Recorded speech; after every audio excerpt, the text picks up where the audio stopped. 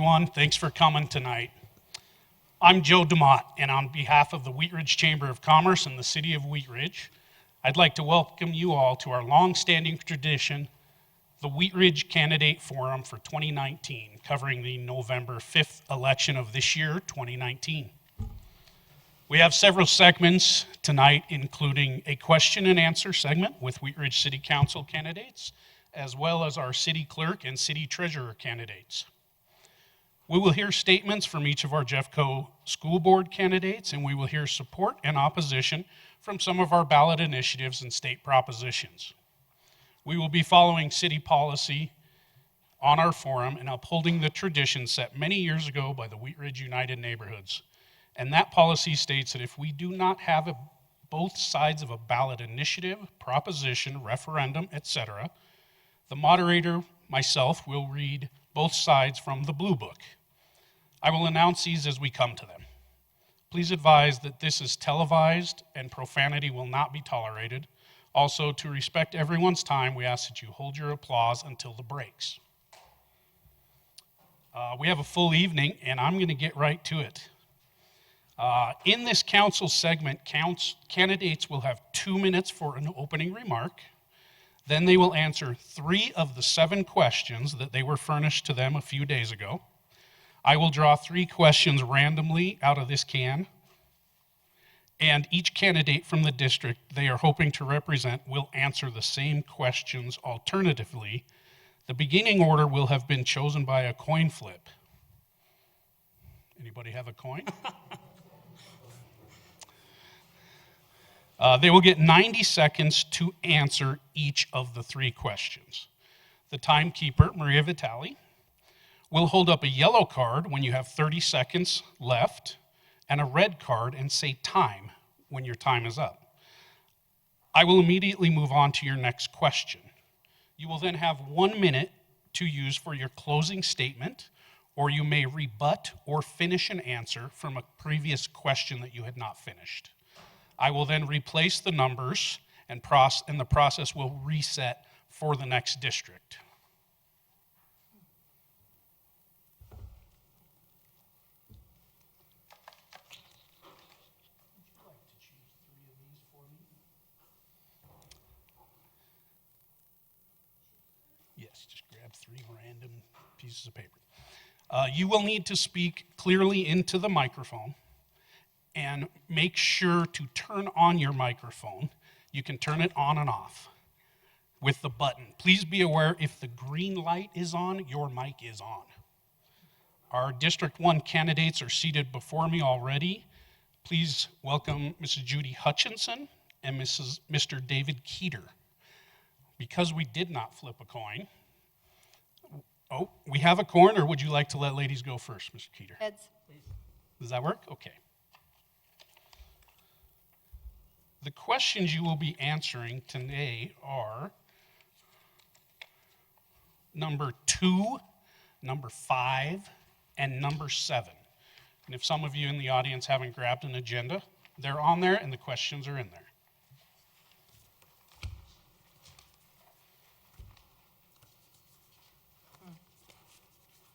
Mrs. Hutchinson, if you would like to go ahead when you're ready with your opening statement. Thank you, Chamber and citizens. I'm Judy Hutchinson, running for District 1 City Council. I'm running for City Council because I feel Wheat Ridge needs to be run by the citizens' voices, not by developers or by special interest groups. I support smart growth by number 1, not rezoning or scraping of residential properties in established neighborhoods. Number 2, regulation of short-term rental properties such as Denver and Edgewater have adopted. 3, preservation, restoration, and new development that residents have a voice in decision-making and are listened to in a matter that affects their neighborhoods.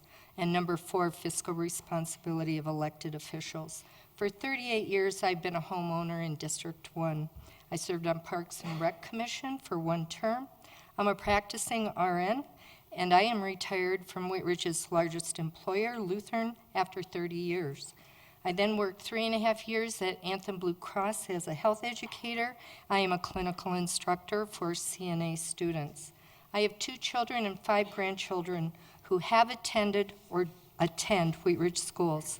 My experience is dealing with people. I've been an advocate for patients and their families. I have common sense, critical thinking, and detail-oriented and organized.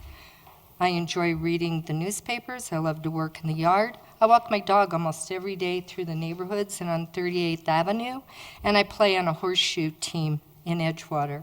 I have self-funded my campaign and would like to represent District 1 to help keep Wheat Ridge the city we love to live in by preserving our established neighborhoods by not becoming Highlands, Berkeley, or Denver. Thank you. Thank you very much. Mr. Keeter. Thank you. My name is David Keeter. I am the sitting rep for District 1 since January when I was appointed to fill Monica Duran's vacated slot when she was elected to the State House. As I've wandered around Wheat Ridge meeting people, particularly in District 1, I've had a lot of people ask me actually what district they were in, and I realized that often the primary need to know what district you're in is because you need to track down your city council person. And usually that's because there's a problem or there's something that you're upset about. And I think that explains why so many people in the district aren't actually aware of the particular district that they're in. The people that I've met, they track the NRS and the Wheat Ridge surveys that have recently occurred, and they think that the quality of life in Wheat Ridge is good. They believe that Wheat Ridge is a good place to live. They believe that Wheat Ridge has improved over the past 5 years. Obviously, that's not everybody thinks so. The 80% approval in a survey is not 100%. And there are still issues that we need to face going forward, including short-term rentals and accessory dwelling units, both of which are I've been pushing to get on the agenda so that we can get some sort of clarity for the residents going forward.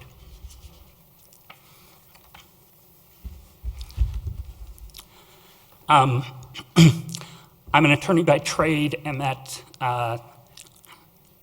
may conjure an image of people yelling in a courtroom, but the essence of that is negotiation and resolution. Although we may agree on issues, I have the demonstrated ability to do so with civility and respect, and that's a prerequisite to finding common ground.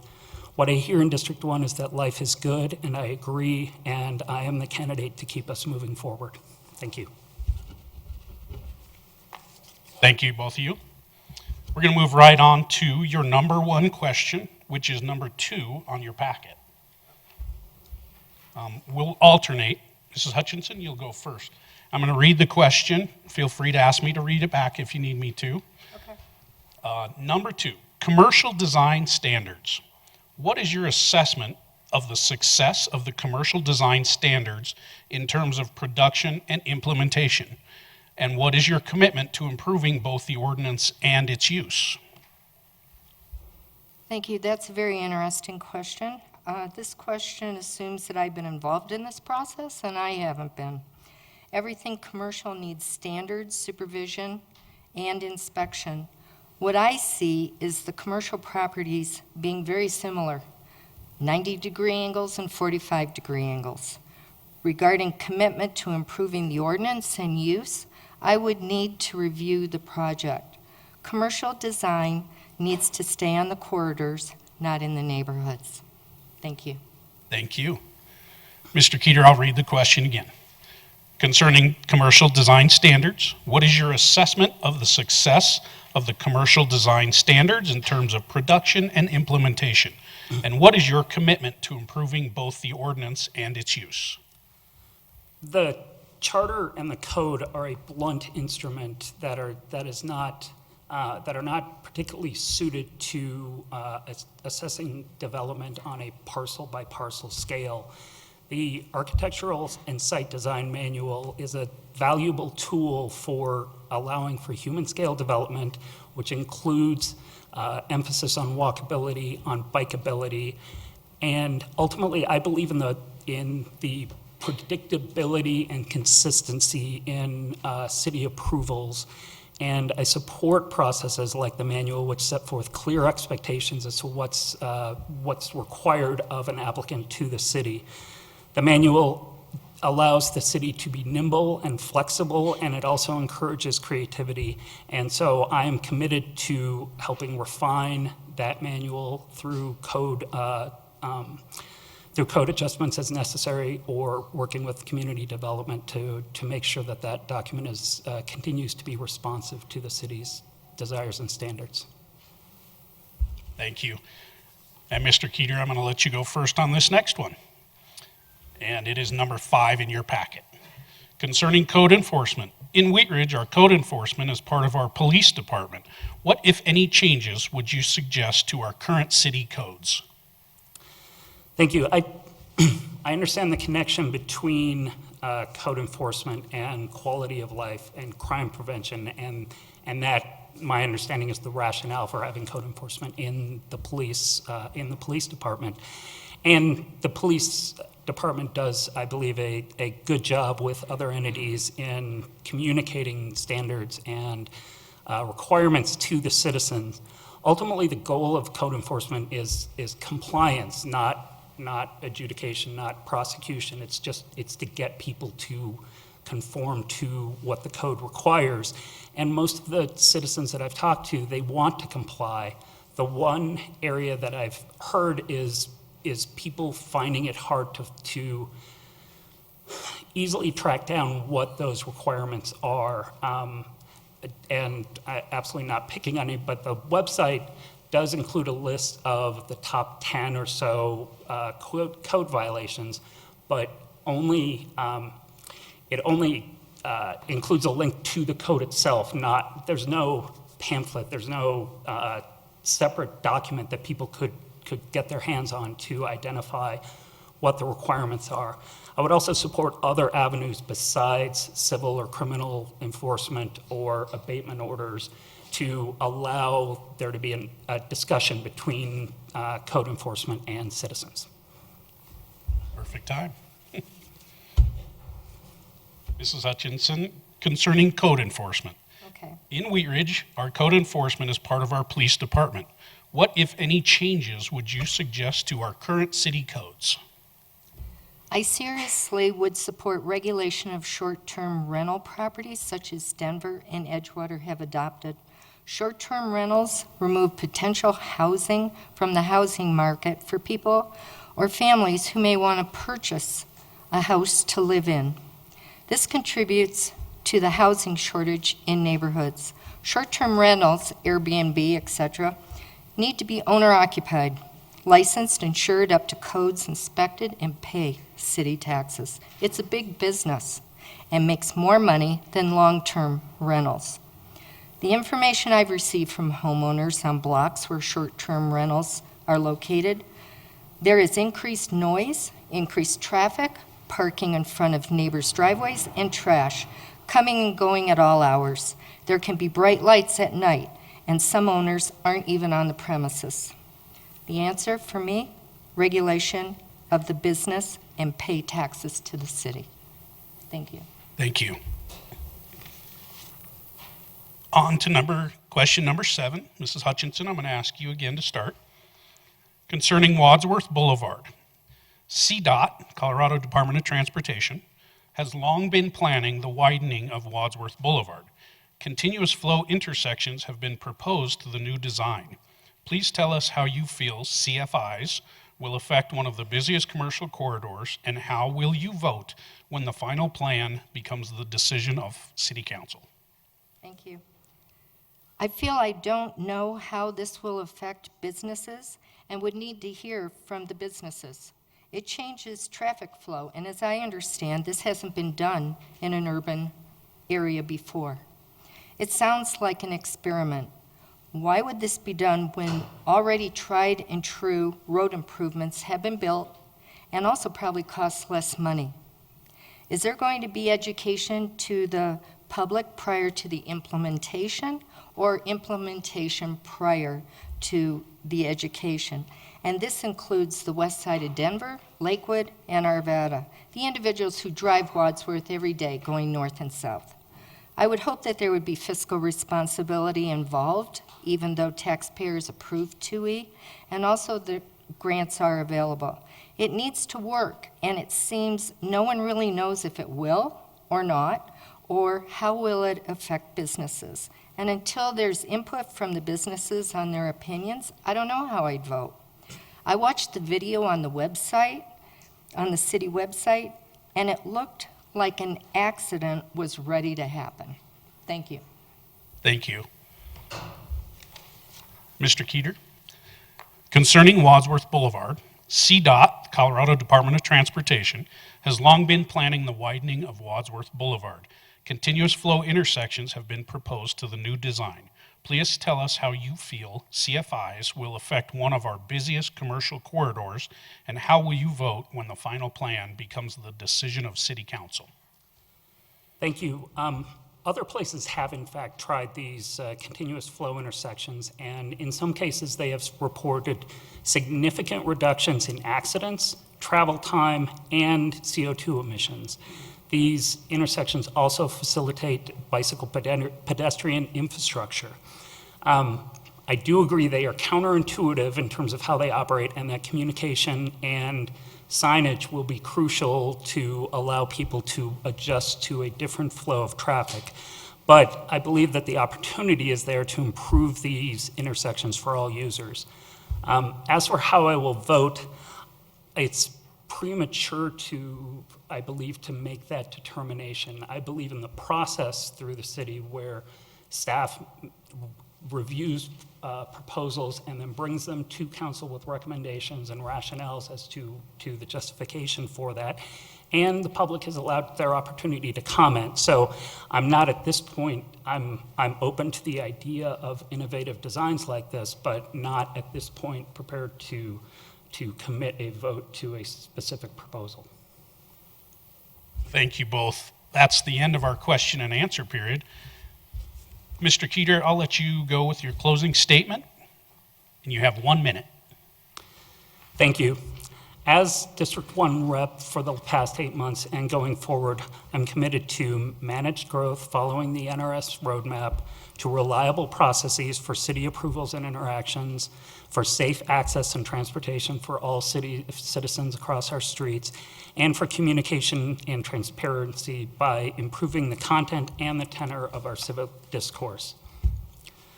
It's been a privilege and a pleasure to represent District 1 for these 8 months, and I hope for the opportunity to continue to serve. I appreciate everybody coming out and those watching at home, and would like to thank everybody for coming. Thank you. Mrs. Hutchinson. Thank you.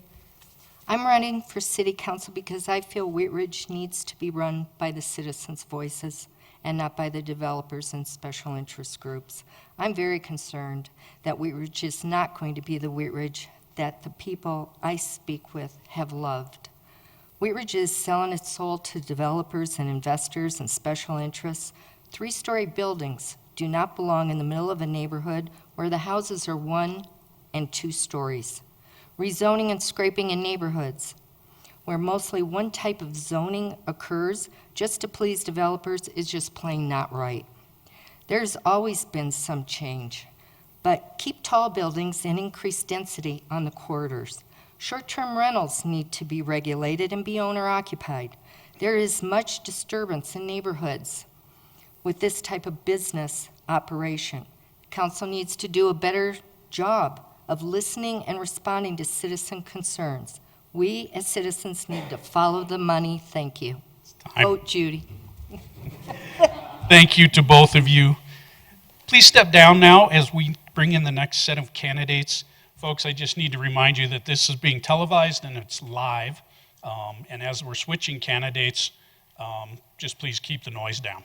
Thank you. And I'll call District 2 candidates, please. Ms. Rachel Hulteen and Mr. Brandy Zamudio.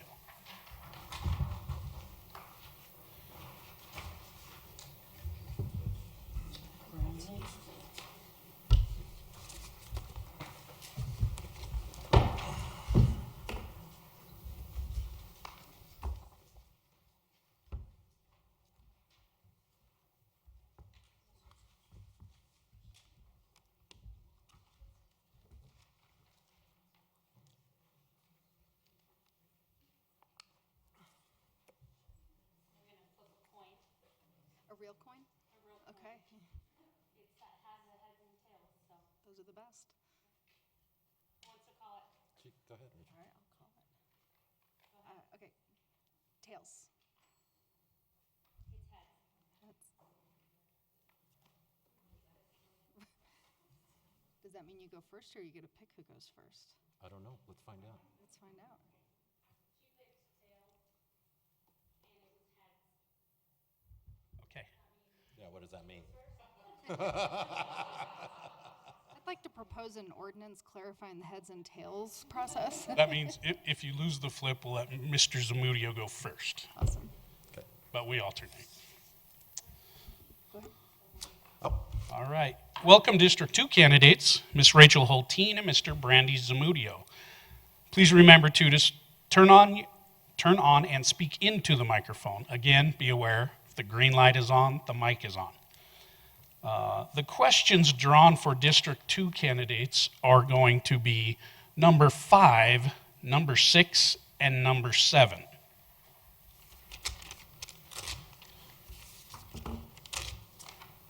Mr. Zamudio, if you'd like to take 2 minutes for your opening statement. hi, folks. My name's Brandy Zamudio. I'm obviously a Wheat Ridge resident. I am running for City Council in District 2. I do many things in the community. I am Vice President of the Wheat Ridge Grange. I'm on the board of the WRBA, which is the Wheat Ridge Business Association. I volunteer weekly at Stevens Elementary with the Feed the Future program. I'm on a SAC committee, which means School Accountability Committee for Wheat Ridge High School, where I serve as the community member. I volunteer at Local Works, and I volunteer at my local church. That's my why. I love my community. I'm very involved in my community, and I'm up here today to represent my community and to help my community. Thank you. Thank you. Ms. Hulteen. Thank you and good evening. First of all, thank you to the Chamber for hosting us, and thank you to the full room and all the people who are watching at home. I think it's exciting to be civic-minded, and without a doubt, this is the most important political platform in the nation right now, today, so thank you. So my name is Rachel Hulteen, and I am running to serve Wheat Ridge District 2 on City Council because I think Wheat Ridge is wonderful. I moved here and just fell in love with my neighborhood. I was raised in Denver. I'm a fourth-generation native, and I'd lived in some really great places, but it wasn't until I put down roots in Wheat Ridge that I realized I was in my home community, and I saw myself here for the rest of my life. Once you feel that, and I know a lot of people in the room know the magic Wheat Ridge has on us, you realize that you want to be part of what happens tomorrow in your own community. When I felt that calling, I stepped up. I got involved in local issues, I got involved in local organizations, but I also really committed myself to building other leadership in the community. I started Wheaties Academy to ensure that people of all ages and generations understood how Wheat Ridge was founded, how we've become such a great place, and how we can ensure we stay great tomorrow. I have the skills and experience through my professional work to serve our community. I have a background in transportation. I was a real estate agent helping people pick their communities for 18 years. I also, right now, I'm a professional community engagement specialist, which means my job is to help people do better input for better outcomes. The most important thing I've done is I've co-chaired the neighborhood revitalization strategy in the last year. So I've spent the last 11 months asking our neighbors, what's the thing Wheat Ridge has to get right to survive and be the best version of itself in the next 10 years? And the answer is clear: be a champion for our neighborhoods. And I am a champion for our neighborhoods. I'm excited to bring my skills and insight and expertise to make sure Wheat Ridge is wonderful tomorrow, just like it is today. Thank you. Thank you very much. Ms. Hulteen, I'm going to have you move right on to question number 5. Concerning code enforcement. In Wheat Ridge, our code enforcement is part of our police department. What, if any, changes would you suggest to our current city codes? Thank you. As I mentioned a minute ago, I helped co-chair the NRS. And when we started the conversation, the number one thing we heard from our neighbors when we asked them what was important to them were different stories of code violations in their neighborhood. And it seemed a year ago that solving code violations was like the #1 priority for the city. But then what we learned when we asked our citizens and got 1,200 responses back, we literally asked them the question, do you believe your neighbors are maintaining their properties either exceptionally well or to a good standard? And 79% of the respondents said yes. So there are things that we can do and should do to always be looking at how we can improve ourselves, and code enforcement is one of those. But I'm not in a position to sit here and say what I think should be changed, but I am in a position to understand that there are specific things people would like to see improved. I would like first to look at the process of how we enforce our codes before actually starting to meddle with specific codes. So again, I think the best thing to do is ask the community, look at how we do it, and then step forward where it's needed, but realize it doesn't drive the fact that Wheat Ridge is wonderful. Thank you. Thank you. Mr. Zamudio, concerning code enforcement. In Wheat Ridge, our code enforcement is part of our police department. What, if any, changes would you suggest to our current city codes? Well, first of all, I would agree, as a representative of District 2, we need to listen to our community and find out the needs. With code enforcement, they need to be part of the police department, obviously, because they need to know somewhat of the background of the law to enforce the law. It seems as though there's not enough resources for our code enforcement right now due to whatever factor there is in the system that doesn't allow it. I believe if we give them enough resources, they will uphold the codes that we currently have. The one thing I hesitate with is becoming an extreme city where we're measuring flags hanging on the outside of a building with a ruler. I think that is counterproductive. I don't think that that is what Wheat Ridge needs nor wants. So to summarize, let's give them the tools with the codes that we currently have to enforce those. Thank you. Thank you very much.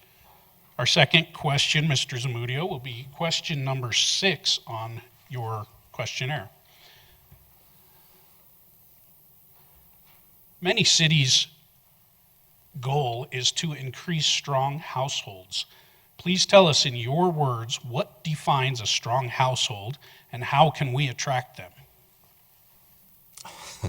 Strong household, let's think about that. I think that there's a different answer for all of us in that definition. That for us to label that is, I don't think that's very wise, because I think everybody has a different opinion of what a strong household is. As I'm walking and talking in the community with concerned citizens, I've yet to see a weak household. Each one of them is strong in their own way. I think if we work on the households that we have in Wheat Ridge to make them stronger, better, more knowledgeable, educated, I think that that would do us much better than trying to attract strong households, so to speak. I don't want to drive down Wheat Ridge or Wadsworth and have a strong household lane. If we work with what we have, we can do it. I'm not done yet. But to me, strong means that they're willing to invest time, they have income, and they have community involvement, and they vote. We have that currently. We don't need to attract more of that. We have it. Let's work on what we have. Thank you. Thank you, Mr. Zamudio. Ms. Hulteen, many cities' goal is to increase strong households. Please tell us in your words what defines a strong household and how can we attract them? Thank you. I agree. I think it's hard to define a strong household. However, I do believe that what Wheat Ridge, like other communities, is trying to attract is people who feel connected here. The Knight Foundation conducted a national survey of over 4,300 people to find out what are the aspects of a community or the attributes of their city that make them feel more connected to where they live. And the results of that were three very clear indicators. One is a community with great social offerings, a community that is open and welcoming, and a community that has great aesthetics. And I think that that is as true in Wheat Ridge as it is anywhere in the country. And I think we actually have those things. So I think we're well positioned to attract strong households, whatever that means. But I think we have to realize a strong household can look very different home to home. It isn't a specific lifestyle, it isn't a specific age. It is somebody who feels connected and welcome here. I'm really excited. I think the NRS sets out a strong roadmap to ensure that the strong households we have today, we can retrain. And people who are looking for a new community to call home, Wheat Ridge is a place that they're going to consider. Thank you. Moving on to question 7. Ms. Hulteen, he'll go first. Concerning Wadsworth Boulevard, CDOT has long been planning the widening of Wadsworth Boulevard. Continuous flow intersections have been proposed to the new design. Please tell us how you feel CFIs will affect one of the busiest commercial corridors, and how will you vote when the final plan becomes the decision of City Council? Thank you. So I've actually been pretty engaged with the Wadsworth project. I live one block essentially off of Wadsworth, and when it's reconstructed, it's going to have a significant impact on my own quality of life as well as my neighbors. That having been said, as I've been walking the community and talking to them about what's important, the number one thing I hear is frustration with traffic. They feel like the regional growth is really negatively impacting just being able to get to the grocery store. So the importance of moving forward with widening Wadsworth is fundamental to the quality of life that we have in our community. This project has been in progress for 2 years, and actually just last week received the final sign-off from the federal government and the state CDOT. With that in mind, at this point, to question any of the designs that are in place actually endangers the project moving forward. It's a $45 million project. We've received $32.9 million in funding from the federal government. We've received $4.4 million from CDOT, and any further delays in the project could actually jeopardize the funding we have in place. I'd like to see Wadsworth work better. I've driven in the CFIs that are in the state. We've got them in Durango, Colorado Springs, and I think Loveland. They actually work really well, and they're designed to make it intuitive. So I think, we're a resilient community. We'll figure it out. I'm looking forward to Wadsworth functioning better for all people who use it. Thank you. Thank you very much. Mr. Zamudio, number 7, concerning Wadsworth Boulevard. CDOT has long been planning the widening of Wadsworth Boulevard. Continuous flow intersections have been proposed to the new design. Please tell us how you feel CFIs will affect one of our busiest commercial corridors, and how will you vote when the final plan becomes the decision of City Council? Well, I believe I, as well as everybody in this room, wants Wadsworth to flow better. That's absolutely. But my main concern is with the CFIs that they were implemented after the final recommendation as an alternative, not listed in the planning and environmental study. So also, my concern is that it has been in certain areas, but not quite like the section that we wanted here in Wheat Ridge. And so it's not proven in that fact to my knowledge. So why are we the guinea pigs? Why aren't we, in the digital age, gathering information from communities around us, communities throughout the United States, as to if they've proved this right or wrong? And I don't want to be in a city that it's a guinea pig to prove to the rest of the world whether it works or not. We need to make decisions not on hope and hope that it works. We need to make decisions on facts and proven things. And there's enough information out there for us to gather that information and the facts. Thank you. Thank you, Mr. Zamudio. Thank you both. That ends the question and answer period. You're each going to have 1 minute for your closing statement. And Mr. Zamudio, you'll go first. I come from a family born here in Colorado. I'm a Colorado native. My wife's family has been in Wheat Ridge for 50 plus years. My wife's parents live down the street from me in District 2.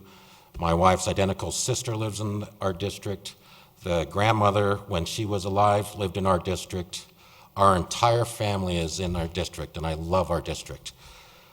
My commitment extends past this election. I will be in this community for the rest of my life with my family, and I care about this community. So the decisions I make are for the community, not how it affects me. Yes, I have an opinion, but does my opinion count? A little bit. But when I'm talking about the people of Wheat Ridge, it's a very little bit.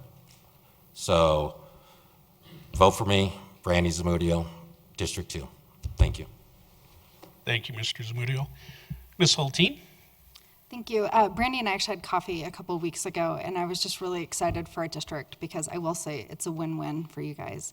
I'm a fourth-generation Colorado native, but I'm newer to Wheat Ridge. And when I got here, I felt like I had to really earn my stripes to be heard, like that you have to really establish yourself to count. And I think it's really important. Almost half of our residents have moved here in the last 10 years. We are a city that has a lot of history, a lot of deep roots, and is also experiencing some change. I'm committed to holding monthly district meetings so that I can hear everybody's voice, so that when I'm representing my district, I'm representing everybody. I'm a proud mom. I have great dogs who spent today at the emergency vet, which is why I'm a little hoarse. But Wheat Ridge is my community that I see myself in for a long time. I'm excited to help be part of what it is tomorrow, because I love living here today. If you need any more information about my experience, my skills, my passion, please visit my website, wheatridgeproud.org. Thank you. Thank you both, and good luck to both of you. Thank you. We will continue with District 3 in just a moment.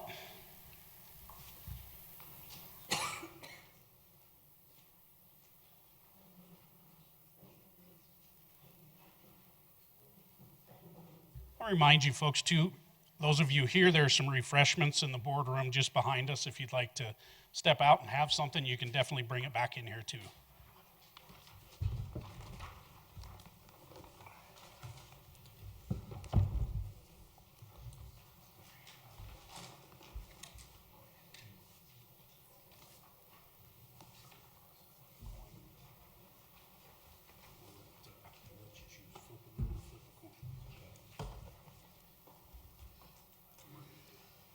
I was actually hoping we could do rock, paper, scissors, but We'll do a coin toss. Touch your elder. we do a thumb wrestle. Yes. He calls it. Heads. It's heads. Okay. Well, I guess the decision was that the heads goes first, right? Right. Okay. Mr. Figlis, you go ahead and start. Thank you. My name is Ihor Figlis, and I am running for the City Council for District 3. I appreciate the opportunity to address you, everybody, today. A little bit about myself. My family moved here in 1972 from North Denver, and wanting to have a little bit extra space and a view of the mountains. I got my degree from CU and then decided to go out and see the world. I worked in many different, and lived in many different places. I was in Los Angeles, Detroit, Chicago, and even had an opportunity to work overseas. But I've come back to Wheat Ridge, and Wheat Ridge, I love it here. This is my community of choice. I like being close to the mountains and having everything that Wheat Ridge offers in terms of the nice communities, the pace of life here, and my neighbors. And the reason I got involved in this was because about a year ago there was a proposal to do a development in our neighborhood which I thought was not appropriate, and my neighbors didn't think it was appropriate. And I helped our neighbors get organized and really started paying attention to what was going on with the development in the city, and saw things happening in other neighborhoods where people had similar concerns. And I believe in the voice of the people. I think the people who live in areas should be the ones that primarily determine what happens in their neighborhoods. And I think they should be listened to, and that's why I'm running. Thank you. Mr. Stites, you have 2 minutes. Thank you, members of the chamber. I was born and raised here in Wheat Ridge. I went to Colorstrand, Everett, and graduated from Wheat Ridge High School. I earned a degree in history with a minor in business from Metro State University, and I have a master's degree in organizational leadership and development. Growing up, I learned the value of community service and involvement from my grandfather, Hank Stites, who was a 3-term mayor here in Wheat Ridge, my father, Mike Stites, who was a 2.5-term city councilman, and our family also owned B&F Tire Company for over 65 years on 38th Avenue. My wife, Sarah, and I are raising our 2 children in the same house that I grew up in. Our daughter is now attending Colorstrand Elementary, just like I did. We own Personal Achievement Martial Arts at 40th and Youngfield.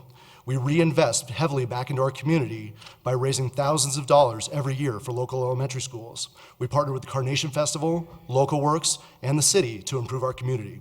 In 2017, we were Local Works Community Builder of the Year.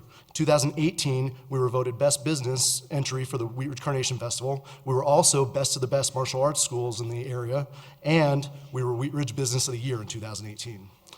When not working with my family or my business, I give back to the community in many ways, serving on many boards and commissions. I was part of the Mayor's Citizens Outreach Committee, the Wheat Ridge Water District Board, the Jeffco Futures Funding Committee, and the Wheat Ridge Business District. Most recently, I was the co-chair for the Neighborhood Revitalization Steering Committee that earned the City Council Partnership Award this morning. Citizens of District 3, I was born in District 3, I was raised in District 3, I own a business in District 3, I'm raising my family in District 3. You should vote for me because I want to be a voice and a part of the solution and not a roadblock. I want to be someone who brings more people into discussion and creates a proactive way for the city to engage with its citizens. We will make change fit us. We want to make sure that our neighborhoods are strong. We want to make sure that our neighborhoods have a voice in what's going on. I have a proven track record of being able to work with many different types of people, being the first person to reach out. Thank you. Thank you both. We drew the questions, and the questions we will be answering is number 1 on your packet, number 3, and number 4. Mr. Stites, you'll go first. Question number 1. Businesses in Wheat Ridge must abide by state and federal law, such as the minimum wage and property tax, etc. What, if any, changes can be made in Wheat Ridge to level the playing field for businesses in Wheat Ridge to compete with the growing populations of our surrounding cities? Thank you. Well, thankfully, other cities like Lakewood have slowed their growth down, well, on purpose, leaving an opening for Wheat Ridge to grow at a slower pace, but still be able to grow and catch up. The implementation of the recently adopted NRS will help our citizens engage with the city to find out where we see areas to develop and what we want to see developed in our neighborhoods. I am a member of the Wheat Ridge Business District, and we give grants to businesses and property owners looking to improve our commercial building spaces. These matching grants go to things like signs, facades, and other physical building improvements that can give our local businesses an edge versus the surrounding cities. Thank you. Thank you, Mr. Stites. Mr. Figlis. Businesses in Wheat Ridge must abide by state and federal laws such as minimum wage and property tax, etc. What, if any, changes can be made in Wheat Ridge to level the playing field for businesses in Wheat Ridge to compete with the growing populations of our surrounding cities? It's true that as Wheat Ridge businesses have to comply with all kinds of state laws and federal laws and so forth.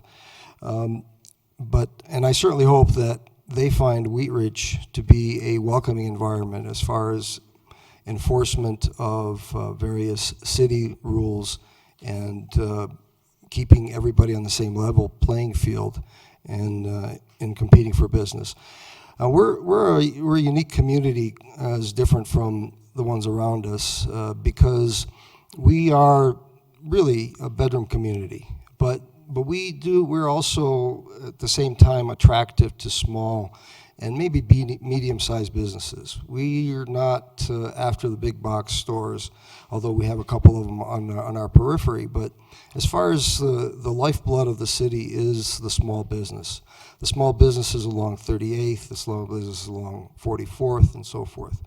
And I think Wheat Ridge, the business community here and the city can provide resources to those businesses in terms of the kind of resources that large corporations have access to, and let them use those to run nice, stable businesses.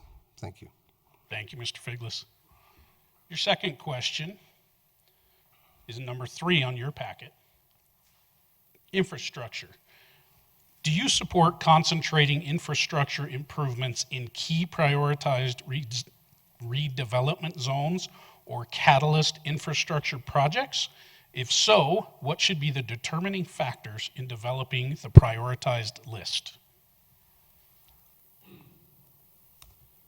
Mr. Figlis. Sorry. Okay. Yeah, of course. Infrastructure improvements should definitely be prioritized as needed for redevelopment projects or catalyst projects as they are conceived. Now, catalyst projects are unique ways to use areas which may have fallen into disuse or not being used to their highest and greatest purpose. That usually involves somebody to come in with a creative vision, and oftentimes it's somebody from the business community who might come forward with a creative idea. I think the city should be open to those creative ideas, and if there are particular infrastructure projects that can be implemented in order to develop those ideas, I would definitely be for it. I think there's certainly, you have to do a cost-benefit analysis and make sure the city can afford it, and that it does not actually impede on any of the standards, living standards we have in Wheat Ridge that people expect from the community. But I would definitely be for providing that type of development. Thank you, Mr. Figlis. Mr. Stites. Concerning infrastructure, do you support concentrating infrastructure improvements in key prioritized redevelopment zones or catalyst infrastructure projects? If so, what should be the determining factors in developing the prioritized list? Wheat Ridge has a number of infrastructure issues, drainage issues, old pipes, poor sidewalks, things like that. While I was a member of the Wheat Ridge Water Board, I was able to see just how old and outdated much of our infrastructure is in places. However, the great news is with all of the redevelopment that we have going on in the city of Wheat Ridge, we have opportunities for our special districts and for our city to be able to save money to step in while these projects are going on to update a lot of that infrastructure. So yes, if we can find creative ways to work with developers, work with businesses to become a catalyst for some of that infrastructure to be fixed and to be updated, then we should absolutely look into that. Also, those developers will take on some of that burden as far as making sure that if they're cutting into the ground, then our water companies, our power companies can get in and fix those things while they're actually in doing that work. And then we don't have to spend as a city that money on subcontractors to actually go in and do that. So absolutely, I believe that we should take advantage of all the development and improve our infrastructure. Thank you. Thank you, Mr. Stites. We'll begin with you again, Mr. Stites. We're going to be on question number 4 in your packet.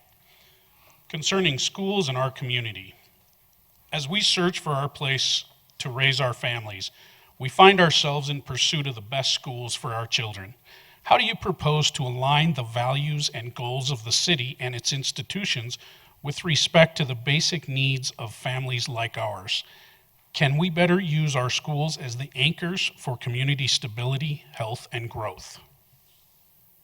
I was actually pretty excited to get this question because education is a passion of mine. My wife was a teacher in Jeffco for 12 years. I personally work with and raise money for almost every single elementary school in the area, both in Wheat Ridge, Arvada, and Golden. As a member of the PTA of Color Strand, we need to make sure that we elect city officials who not only are involved, but care about and have a stake in what's making our schools work. As a city, we have a responsibility to support our local schools by making sure we attract younger families that want to raise their kids here in Wheat Ridge, making sure we have safe ways for those kids to get to and from school, walking, biking, and driving. Our police need to enforce the speed limits and traffic laws in school zones. I would also like to make sure that our local businesses spend time partnering with our elementary schools, middle schools, and high schools to make sure that we have a workforce-ready school or workforce-ready children as they graduate so that they can work in our local businesses.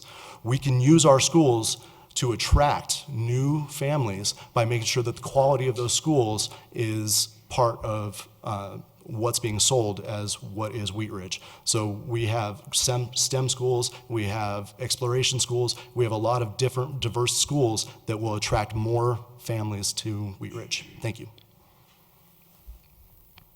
Thank you, Mr. Stites.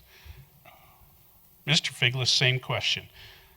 Schools and our community. As we search for our place to raise our families, we find ourselves in pursuit of the best schools for our children.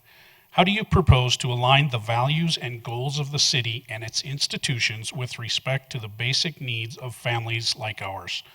Can we better use our schools as the anchors for community stability, health, and growth? This is a very interesting question. There's a number of opportunities here. Basically, in my neighborhood where I live, we've had a number of young families that have moved in. And I know that one of the reasons they came here is because they chose not just the house they wanted to live in and the yard, but they also looked at the schools. To the extent that the county controls the quality of education in our schools, we as a city really don't have much to do with that. But we can provide a safe environment for people. I've heard a number of comments from citizens who are concerned about certain areas where children walk alongside roads that maybe don't have proper walkways installed. I have also heard comments about potential development, overrunning or squeezing some open property by the school. Like, for example, there's a proposal to build an amphitheater complex in front of the school over here on 38th. And, but we've got a nice park around this city hall where we could build that amphitheater and not encroach on the school property that's there. I think there's a number of projects like that that can be looked at and keep the schools kind of a place where people can come and play, not just during the school day, but other times. Thank you, Mr. Figlis. That's time. If you'll continue in for 1 minute for your closing statement when you're ready. Thank you. As we talked here, maintaining neighborhood character is not all there is to running a vibrant city. We want to maintain that character. That's what the citizens want. But there are issues that have come up recently where people think that is being threatened. And one of those is because I think some of our city codes need to be revamped. There are a number of more technical issues, like, for example, instituting bulk plane requirements in residential zones, how do we allow subdivisions to be administered by the city, and which ones, how much input there should be from the neighbors. And that's why I'm running, because I want to have regular district meeting and understand what the neighbors want in their neighborhoods.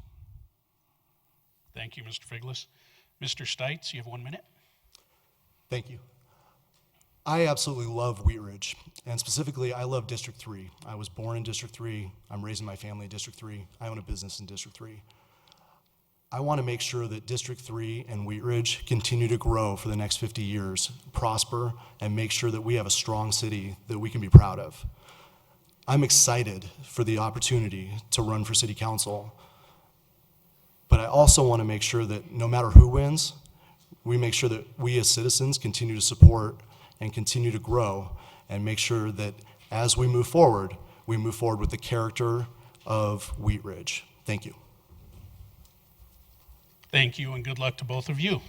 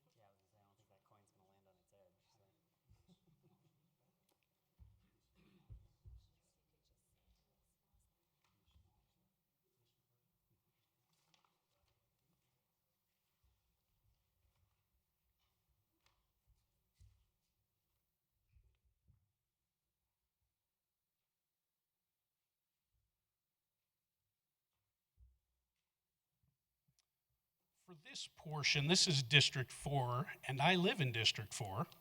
So I'm actually going to pass the invisible gavel to one of our Board of Director members. Miss Maria Vitale will be asking you your questions, and I'm going to go listen. Yeah, it's right there. Good evening. Good evening to all of you. We have 3 candidates for District 4 this year, and we do appreciate your participation in this year's election. Welcome to Ms. Valerie Nosler Beck, Mr. Larry Matthews, and Mr. Chris Bird. Shall we do a coin toss, or can I start with Ms. Go first, Ms. Nosler? but I don't have a sign, so I'm Val. Ms. Nosler, you will have 2 minutes for opening remarks. Okay, Thank you. great. I'm sorry, who's timing? Okay, Okay, so hold on. For the evening, as we're waiting for him to time, you will be answering questions 2, 6, and 7.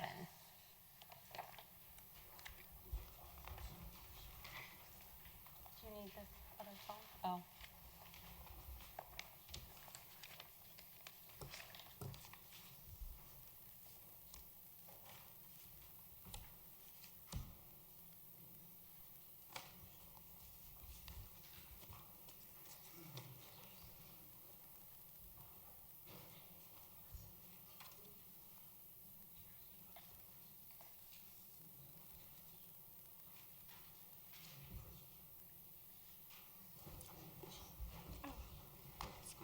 thanks. Did I look like I was just trying to find a spot?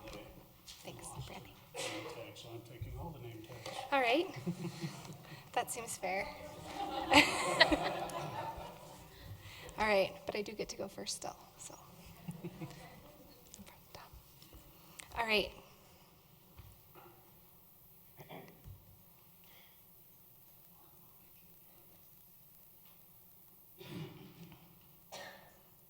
Are we ready to go? You ready with the timer? We will begin with opening statements. Okay, thanks. Hi, I'm Val Nosler, running for City Council District 4. My husband and I picked Wheat Ridge as the place to put down roots 5 years ago, almost to the day. We love the small town feel, and honestly, we love our neighbors. Our 2 young daughters attend the same school my mom attended. We spend our summers at Anderson Pool. We have almost fully restored our 1963 mid-century home to its original glory, pink flamingo bathroom and all. We love so much about Wheat Ridge. This is my second time running for City Council District 4. In 2017, I ran because affordable housing, homelessness, and infrastructure issues were impacting our city and neighborhoods. Professionally, I had helped other municipalities build back more resilient after the 2013 floods. I wanted to bring my skill set to my city. I didn't win that race in 2017, but I did not lose. After running for council, I served on the Cultural Commission and was appointed to the Urban Renewal Board. What I got out of that race, most importantly, was the friendship of the 3 people I ran against: City Councilwoman Leah Dozman, D4 resident Andy Rasmussen, and Ruth Baranowski. There's a new kind of politics brewing in Wheat Ridge. It has very little to do with party affiliation and much more to do with getting things done. I learned from the experience that we can do so much more together. On council, I will bring that lesson of leadership and inclusivity with me. As I knock on doors and talk to residents, they are sick of how divided our city has become over zoning and development. They don't feel that they have a place at the table. Residents, no matter their income or schedule or access to Facebook, should have a voice in the process. On council, I will support the neighborhood revitalization strategy recommendations. I will support authentic growth that helps businesses thrive in Wheat Ridge. On council, I will work to get residents a decision on ADUs. I want the Housing Authority to be reactivated and re-energized. I look forward to the conversation tonight. Thank you very much. Thank you. We will now hear from Mr. Larry Matthews' opening statement. Thank you. I'm Larry Matthews, running for District 4. I want to thank you all for attending the forum this evening. I have had the pleasure and the privilege of serving District 4 and all of you for the past 4 years, and I look forward to supporting my constituents for the next 4 years. I don't think my job here is complete. 4 years ago, only 42% of the citizens thought that elected officials acted in the best interest of their community. In the 2018 citizen survey, still only 46% of citizens thought that their elected officials acted in the best interest of the community. There is still much work to do. There is good news. 58% of our citizens think Wheat Ridge has gotten better over the last 5 years. I am pleased that I've helped to raise that bar. Many of our long-term challenges were met in the last 4 years. The most significant for our citizens is the establishment of the Clear Creek Crossing development. I have consistently supported this project. I believe it is the right project, and more importantly, in the right location. It diversifies the physical demographics of our city without sacrificing our historic neighborhoods. The G line finally arrived, horns and all, which in turn gives our city the added dimension of a transit-oriented development in our city. I have supported limited higher density residential development at the Ward Station. In addition, I believe in preserving the character and atmosphere of our lovely and diverse existing neighborhoods. I worked hard to support and enact the first bulk plane codes in the city, and I support a strong codes enforcement department to help accomplish that goal. Thank you. Thank you, Mr. Matthews. We will now hear opening statements from Mr. Chris Bird. Hello, my name is Christopher Bird, and I'm running for council here in District 4. My wife and I chose Wheat Ridge to be our home, and we can't imagine living anywhere else. I'm proud to live in Wheat Ridge, and that's why I got involved in the community.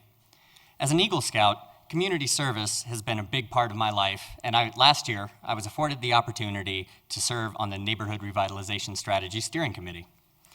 For over a year, we spoke with residents about what they wanted to see in Wheat Ridge and what they wanted our community to be.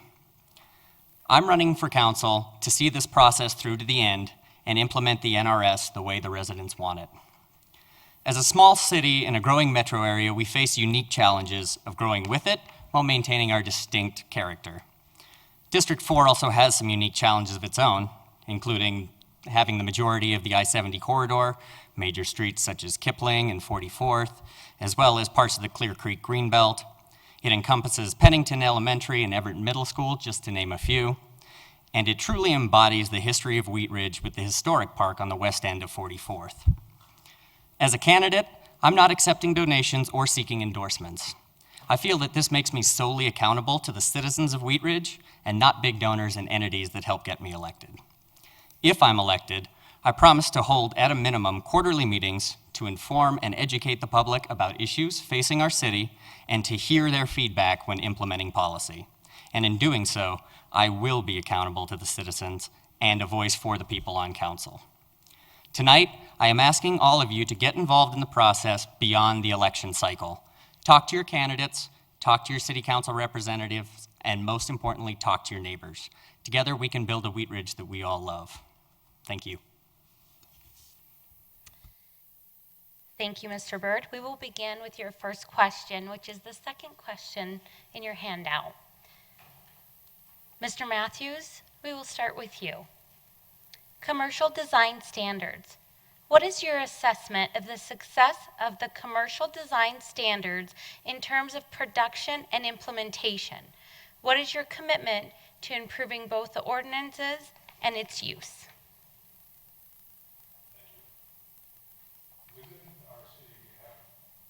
Within our city, we have several different commercial zone areas, and we have a wide range of commercial land uses, which include office, general business, retail, sales, and service establishments. In our architectural and the site design manuals, we have requirements to meet the conditions of those commercial areas, and in addition, we have overlay areas to help designate between traditional and new areas. So if we have to do a development on Main Street, we have one overlay. If we're going to do a very new development out at Clear Creek Crossing, we have a second overlay. I believe that the intent of our design manuals has been serving the city very well to this extent. It gives us a lot of flexibility to handle all of the different design needs that we need. Based on the new developments in the city, I'm happy with the current methods that we have for serving our intended builders, and we have everything from small to large commercial projects taking place throughout the city. Thank you. Thank you, Mr. Matthews. We will move to Mr. Byrd. Mr. Byrd, commercial design standards. What is your assessment of the success of the commercial design standards in terms of production and implementation? What is your commitment to improving both the ordinance and its issue? Alrighty. Well, as far as production and implementation goes, even driving around the city, it does seem to be working for us. We've seen a lot of great improvements on West 38th, and as Larry brought up with Clear Creek Crossing, it'll have a great standard in and of itself, but there are a few areas where it seems to be lacking, like along 44th and Kipling. The Wheat Ridge Business District currently does have a grant program, and it's a great opportunity to help fund some of those investments or even reimburse some of those investments. And as far as being committed to it, I am committed to it and the continued use of the ordinance. And I'm open to community input and business input as far as updating it in the near future. Thank you. Thank you, Mr. Byrd. Ms. Valerie Nosler, you will now answer. Question number 2, commercial design standards. What is your assessment of the success of the commercial design standards in terms of production and implementation? What is your commitment to improving both the ordinance and its use? Thanks. I had the privilege, and I currently have the privilege of sitting on the Urban Renewal Board, where I know that it's so important to have plans on what we're going to do with these specific zones, so the urban renewal zones and then the commercial districts, and to be able to stick with the plan to help the business owners. What I like about these manuals is that, or this manual, is that it helped and it worked with businesses to help develop it. And so as long as the manual continues to serve the businesses and people who are interested in building here in Wheat Ridge, I will always support the manual. Thank you, Ms. Nosler. We will move on to question number 6. Mr. Byrd, we will begin with you. In Wheat Ridge, as in many cities, a goal is to increase strong households. Please tell us, in your words, what defines a strong household and how can we attract them? All right. Strong households are hard to define because from household to household, it can look different. But to me, anybody with a stake in the community is a strong household, whether they're a homeowner or they own a business or they simply vote, volunteer in the community, or care about Wheat Ridge. And I believe that giving these kinds of people the option to own a home in Wheat Ridge will help create a stronger Wheat Ridge for everybody. And that option to own, especially around the G line, gives people an affordable opportunity to work higher paying jobs in Denver, bring that money back to Wheat Ridge, and reinvest it in our community and further make our community stronger. And people who are involved in community outreach, attend city events, express opinions to city council, are generally a good neighbor and vote are always good standards for strong households. Thank you. Thank you, Mr. Byrd. Ms. Nosler, you will answer next. In Wheat Ridge, as in many cities, a goal is to increase strong households. Please tell us, in your words, what defines a strong household and how can we attract them? I agree with some of the comments that were made earlier about this question, that it's really hard to define a strong household. And I don't know if I'm necessarily the person to do that. But I do know that Wheat Ridge, in my household, I consider it to be a strong one. Wheat Ridge has had opportunities for me to get civically engaged and participate. I've found ways to also engage with my neighbors and help them as well. I think that the opportunities that we can probably improve upon in order to allow for more families to have the experience that I have would be to make sure that our lines of communication between government and residents are open and that residents have an opportunity to be involved in the process earlier on. I think that we have opportunities for residents to also start participating more with their neighbors and doing some more neighborhood organizing.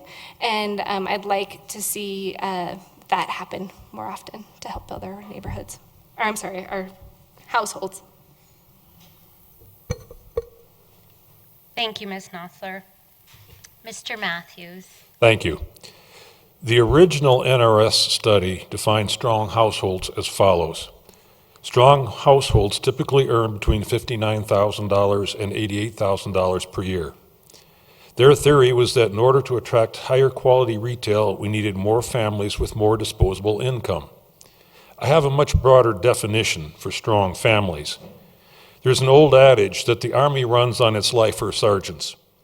I always assumed that the long-term soldiers added much-needed continuity to a strong military. I believe that we need lifer residents in Wheat Ridge to provide for the stability and continuity that they provide. There's another old saying that people buy and die in Wheat Ridge. We have many families where multiple generations have attended our schools and made their homes here. My own family had 3 generations living in Wheat Ridge. I believe we must continue to provide resources to support multi-generational families in our community across all income spectrums. Thank you. Thank you, Mr. Matthews. Your final question for the evening will be question number 7. Ms. Nosler, we will begin with you. Wadsworth Boulevard. CDOT has long been planning the widening of Wadsworth Boulevard. Continuous flow intersections have been proposed to the new design. Please tell us how you feel CFIs will affect one of our busiest commercial corridors, and how will you vote when the final plan becomes the decision of City Council? Excuse me. Oh, I'm on. Thanks. I've actually seen the CFIs work pretty darn well. In my parents' area in Louisville, they have a CFI that works. I'm most concerned about this type of intersection in that location because it is a different type of intersection than it has ever been done in before. But we all know that something has to be done there. And I know that the CFIs have the ability to allow for safe crosswalks and for people to be able to bike. And also, once residents or people using the intersection and they get used to using it, I think that there's actually some studies that show that people have a hard time learning how to use them. But once it gets figured out and the proper education happens with the intersection, they can be really a positive attribute to the community and to our infrastructure and transportation systems. Thank you, Ms. Nosler. Mr. Matthews, question number 7, Wadsworth Boulevard. CDOT has long been planning the widening of Wadsworth Boulevard. Continuous flow intersections have been proposed to the new design. Please tell us how you feel CFIs will affect one of our busiest commercial corridors, and how will you vote when the final plan becomes the decision of City Council? Thank you. As a sitting councilor, I have done my best to do outside research on the CFI lanes. I started out doing that when I was told by the city that CDOT wanted them, and I was told by CDOT that the city wanted them. That left me confused. The common rule of thumb is that they are best suited for open areas with lots of right-of-way and limited access roads. Utah has recently constructed 10 CFI intersections in Salt Lake County. Their Department of Transportation claims that they are working well, and I don't think they're going to make any other claims because they've spent a lot of money doing it. They are installed on their Beltway limited roads. In many locations, they have additional right turn lanes outside the left turn lanes. Their report states that they believe CFIs can be utilized on a tightly packed urban corridor, but they're not quite sure how to do it. I'm not sure we are either. One of the interesting facts I discovered is that the engineers are predicting that we will attract 30% more traffic with the CFIs, but will attract only 10% more traffic if we do nothing. I could not find predictive numbers for future traffic counts with traditional double left turn lanes. I fear that we will increase the chances of becoming a through conduit for traffic from north to south, and our businesses will not reap any benefits. Yet, we must improve the corridor while we have the millions of dollars of outside funds available. Since our citizens funded the work through 2E with CFIs included, I will have to follow their wishes, unless there's a major change. Thank you. Thank you, Mr. Matthews. Mr. Byrd, same question, number 7, Wadsworth Boulevard. CDOT has long been planning the widening of Wadsworth Boulevard. Continuous flow intersections have been proposed to the new design. Please tell us how you feel CFIs will affect one of our busiest commercial corridors, and how will you vote when the final plan becomes the decision of City Council?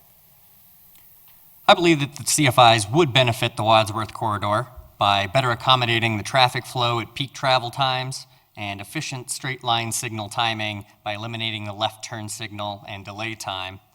And it would be safer, at least eliminating the left turn across the flow of traffic. And with the design, including pedestrian and bicycle lanes, I think that could be a big benefit for Wheat Ridge as far as reducing our vehicle traffic, especially with the G line. I think it would be very helpful.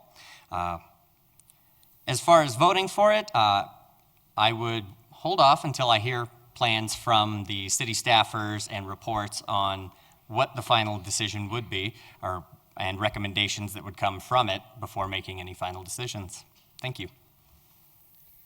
Thank you all. It is now time for your closing remarks. You will all be given 1 minute. We will begin with you, Mr. Byrd.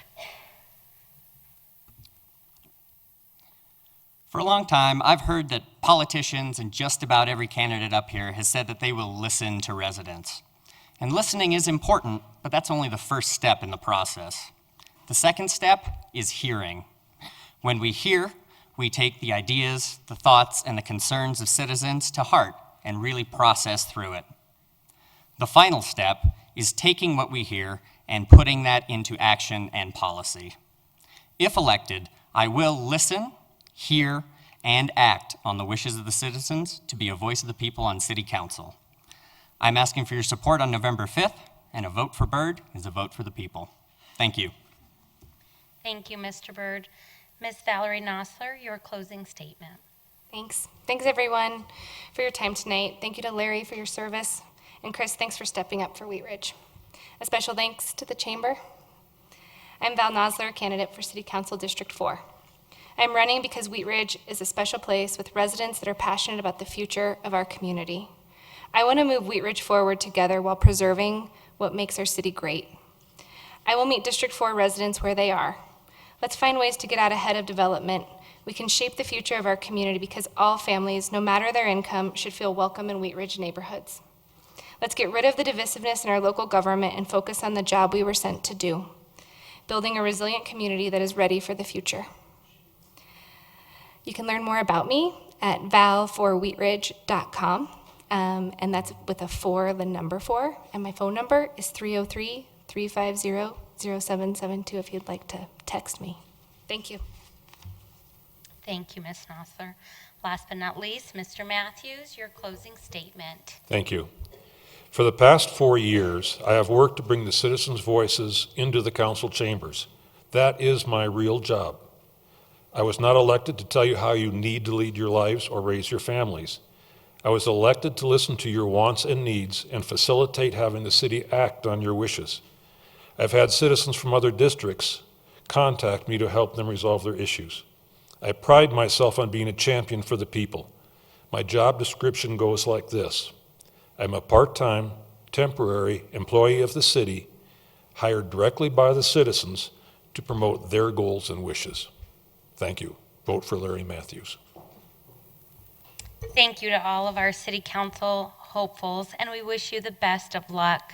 Up next will be candidates for City Clerk.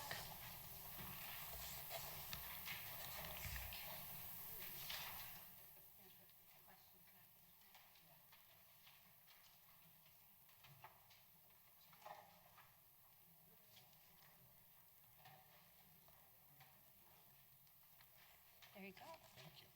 You're welcome. So these are old, these are new. You want to throw these out? Okay.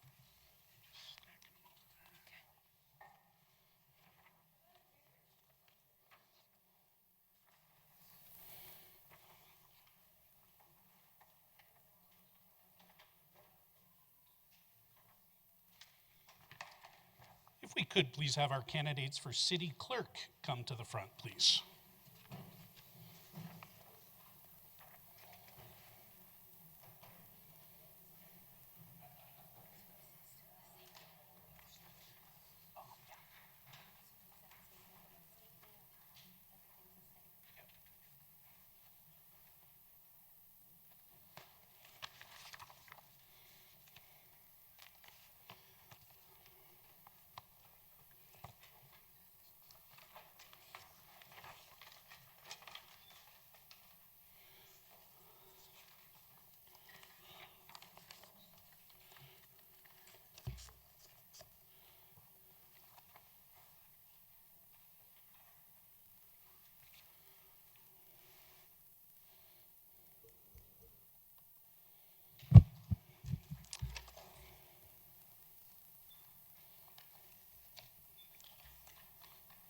No, I just need, it's just three.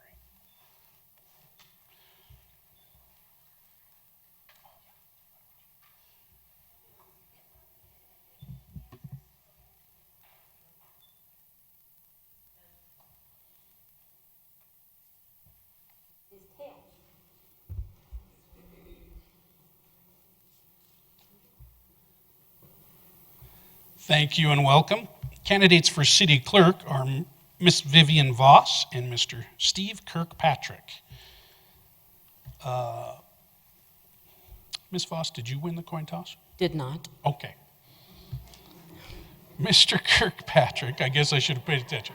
Mr. Kirkpatrick, you will have 2 minutes for your opening statement. I want to thank the council and all of you who are watching on television and all of you who are here in attendance tonight because you're getting involved in your government. I believe that the most important planks in my platform as I run for city clerk are in 2 words: impartial and transparent. The city clerk's role as an administrator in the city government is to do many different things, including keeping accurate, complete archives of all city records, outcomes of council meetings through their minutes, as well as our commissions and boards. The city clerk is, more importantly, the election commissioner. As the commissioner of elections, the clerk must receive petitions because, of course, our home rule charter gives us the power to put any issue we like on the ballot or to try to reverse any action taken by council through the ballot. As a consequence, I believe the clerk must remain informed, knowledgeable of what the issues are, but impartial, and make sure that all city records and filings are transparently available to everyone. Why am I running for clerk? My neighbors first asked me to run for city council. Then several civic leaders came to me and said, would you please step up to the citywide level and run for clerk? Why did they ask me to do that? Well, they said it was because of my qualifications. I have 46 years of business experience, including 10 as an executive, 4 years running an organization that had 400 people in it. I went to school until they made me take a pledge not to take any more courses. I have 4 university degrees, including a doctorate in behavioral sciences. But the main reason I'm running, although I am a relative newcomer to Wheat Ridge, I've only been here 28 years, is that I love the city and I want to maintain the quality of what we do here. An impartial and transparent city clerk is essential to that goal. Thank you, Mr. Kirkpatrick. Ms. Voss, 2 minutes for your opening statement. Good evening. I am Vivian Voss, candidate for your city clerk. I am a Colorado native, and my husband and I have lived in Wheat Ridge 22 years. The last 6 years, as I attended city council and study sessions, I was aware of the city clerk taking the minutes. And I thought, I know I can do that. Surprise!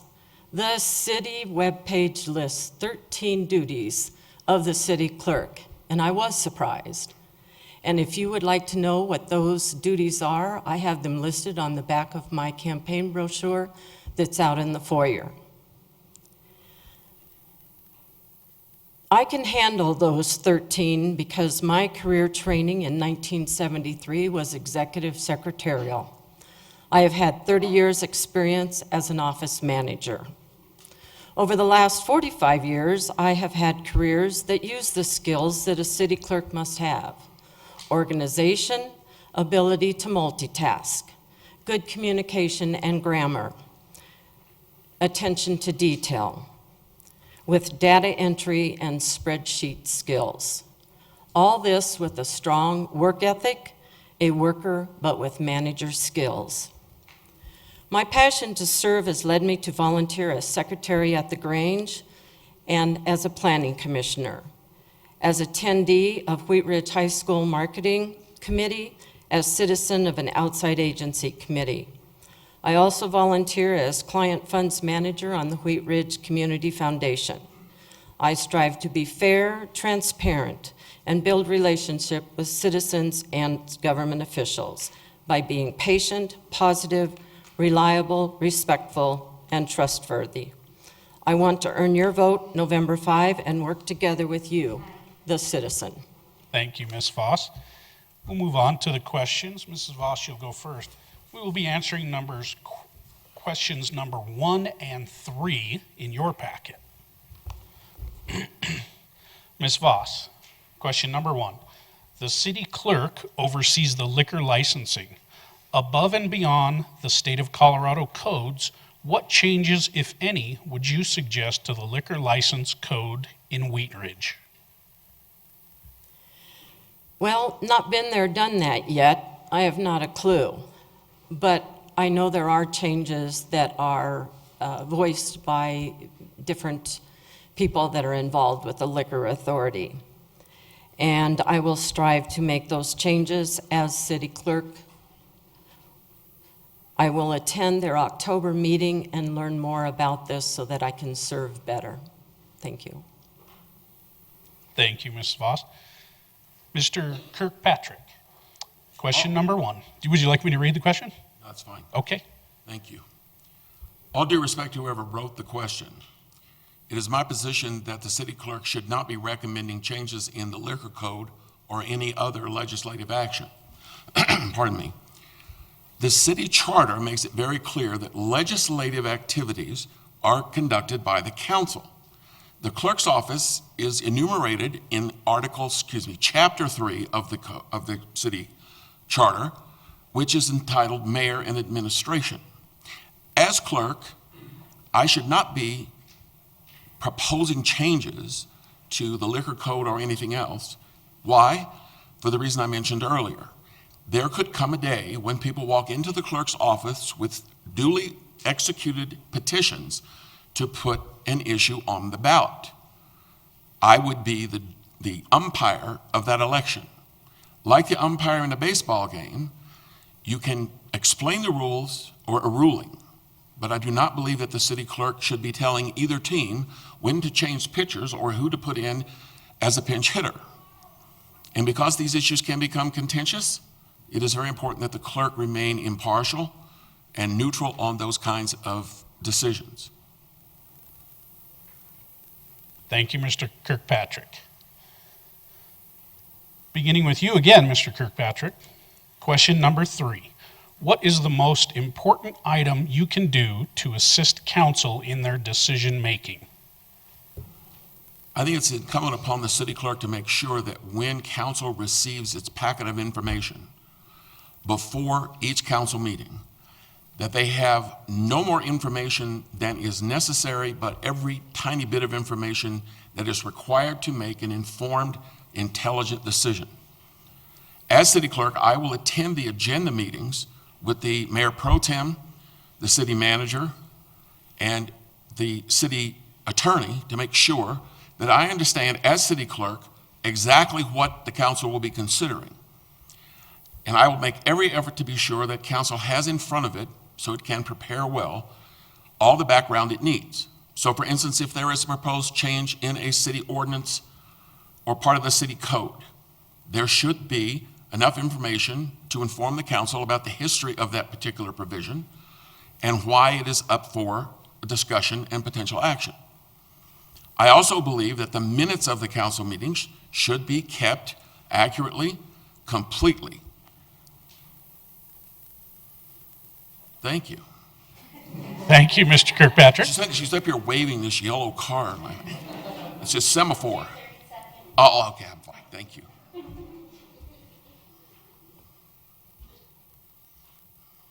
Sorry. Ms. Voss, question number 3. What is the most important item you can do to assist council in their decision-making? Thank you. It is true that the city clerk is a non-sided position in this city. We choose no sides, we support no sides. But the most important thing that the city clerk does is taking of the minutes. That's historical. And those minutes should be readable, understandable, and accurate. I also understand that City Council doesn't use much of the city clerk's department. Thus, I would make the suggestion that the roles be reversed, and let's see what the council can do for the city clerk in study session and policy updates. Thank you. Thank you, Ms. Voss. Ms. Voss, you'll be moving right into your closing statement. You have 60 seconds. I want to give thanks to all the citizens who joined the election process tonight. I also want to thank those who created this forum and brought us all together. As you can tell, I have been involved as a citizen. I have served as a volunteer.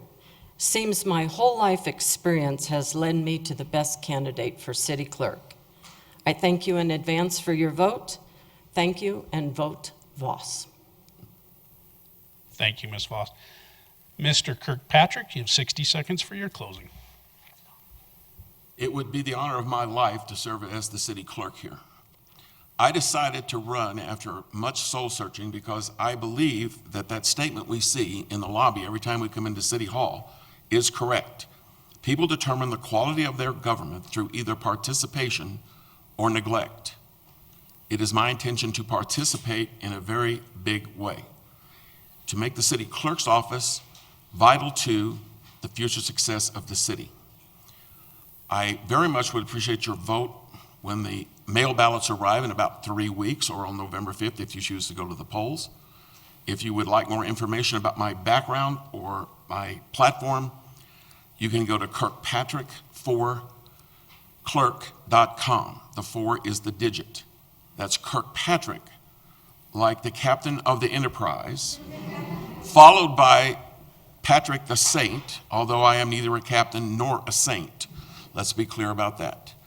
Thank you very much for coming tonight and for participating in your civic government. Thank you both, and good luck to you as well.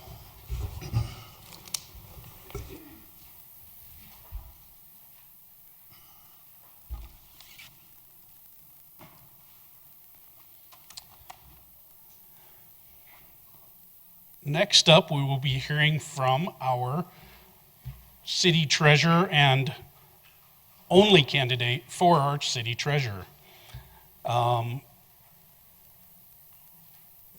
Just because he's unopposed, though, doesn't mean we're going to let him off the hook. So we're going to bring him up.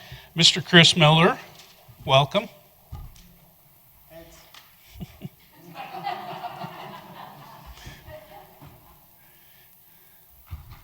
All right. You'll have your opening, we're going to use the same time frame. You'll have your opening statement. We'll have 2 minutes. And then I'm going to ask you 2 questions, which you've received ahead of time also. And then we're going to do a closing statement too, if you wish. Whenever you're ready, Mr. Miller. Okay, thank you. Well, many of you know that I was appointed to this position. I never ran to be elected here. Mr. DiTullio was elected county treasurer, and city council appointed me back in February to finish his term, and I guess I'm here for some more. But I wanted to take this opportunity maybe to introduce myself to many of you who have never met me or had a chance to work with me. My background in this role as city treasurer kind of comes from my experience working at the city and county of Denver. I've been there for 14 years, and my first job there was reconciling all the city bank accounts at the city treasury in Denver. Believe me, you haven't lived, you reconciled all their bank accounts and processed all the bounced checks. While I was there, I also had a great opportunity to learn how a city does its investments. I did all the investment accounting for the city of Denver's $1.2 billion portfolio. I saw how all the buys and sells and the transactions would take place and transpire. And I learned quite a bit about things like banking and cash management and how treasury operations really work. I had an opportunity to work in the city controller's office in the city and county of Denver. There I was in charge of citywide accounting to make sure that all the city's revenues and expenses were recorded properly and within city fiscal rules and following things like generally accounted GAAP, general accounting principles and so forth. From there, I worked in the Department of Public Works in the city of Denver. I worked in project controls, and I got to really learn about things like project schedules and budgets and so forth, and I worked side by side with city engineers to determine when projects were either on time and under budget and so forth.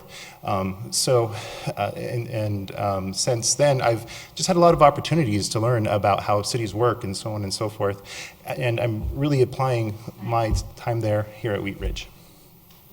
Thank you. We'll move on to a couple of questions that we've given you. Number one, much of your position involves working with city staff. How does your experience benefit you in prioritizing the public interest? All right. Well, as I said, I've worked a long time in city government. And I've been able to leverage a lot of my experience and apply it here in the treasurer position. I know when the city staff maybe says something, or I see a number and I said, oh, that doesn't sound quite right.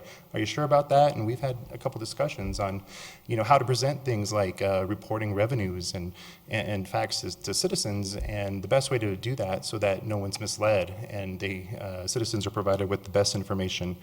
We've made some changes to some of the reports in the structure and how they were presented since I got here based on a few things that I've noticed.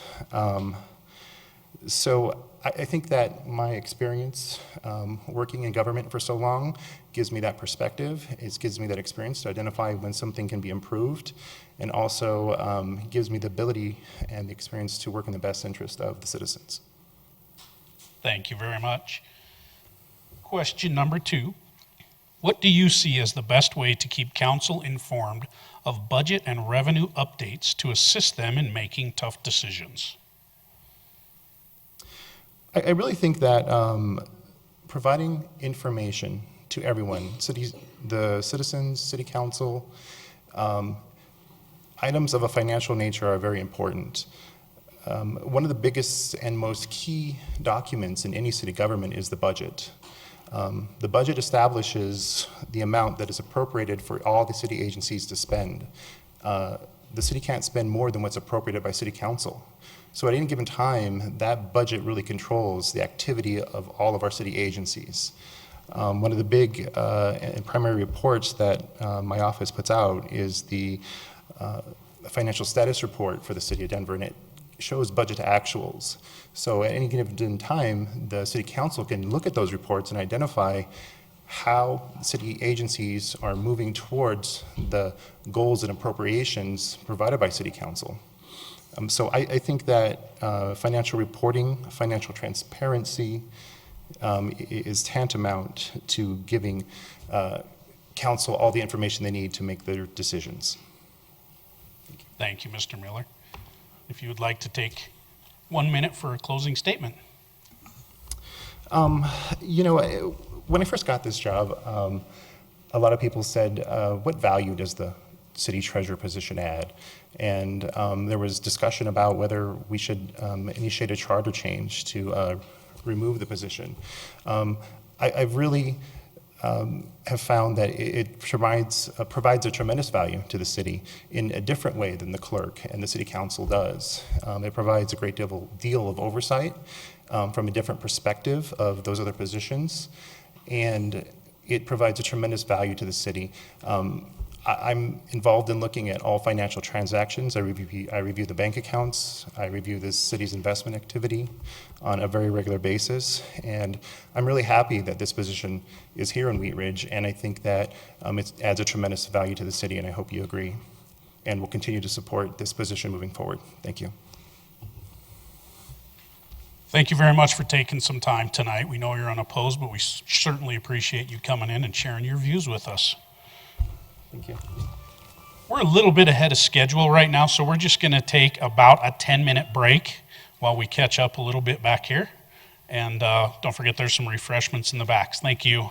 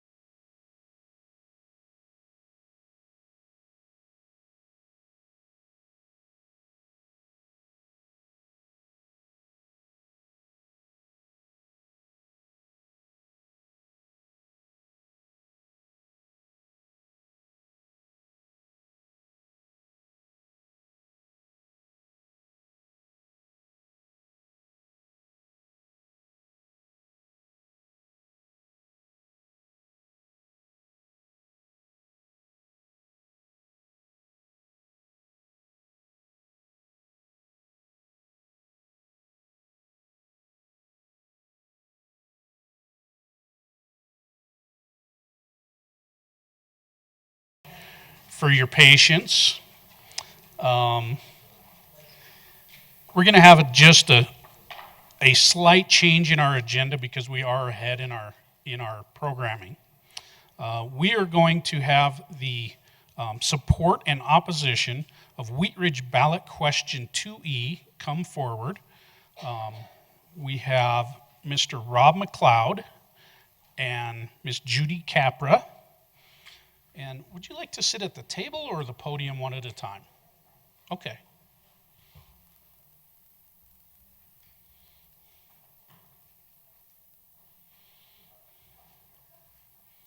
I'm going to read the ballot question and language, and then I'll give you just a few seconds to introduce yourselves, and then you'll each have 3 minutes to read your side of the ballot question. This is ballot question, Wheat Ridge ballot question 2E on rezoning of 4,000 through 4060 Upham Street.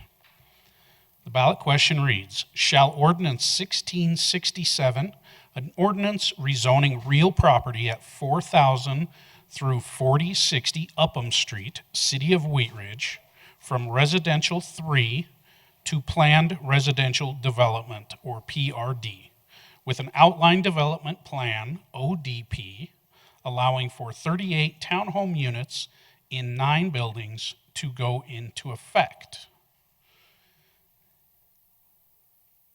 We are going to read the support for the ordinance first. Mr. Am I reading that right? No. No, I'm not reading anything. Okay. So support for the ordinance would be Ms. Capra, correct? I'm confused already. I'm sorry. Okay, I'm going to have you go first.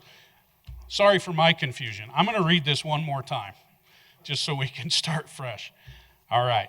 Shall Ordinance 1667, an ordinance rezoning real property at 4,000 through 4060 Upham Street, City of Wheat Ridge, from Residential 3 R3 to Planned Residential Development PRD, with an outline development plan ODP, allowing for 38 townhome units in 9 buildings go into effect.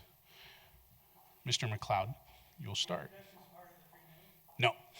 Oh, introductions? No.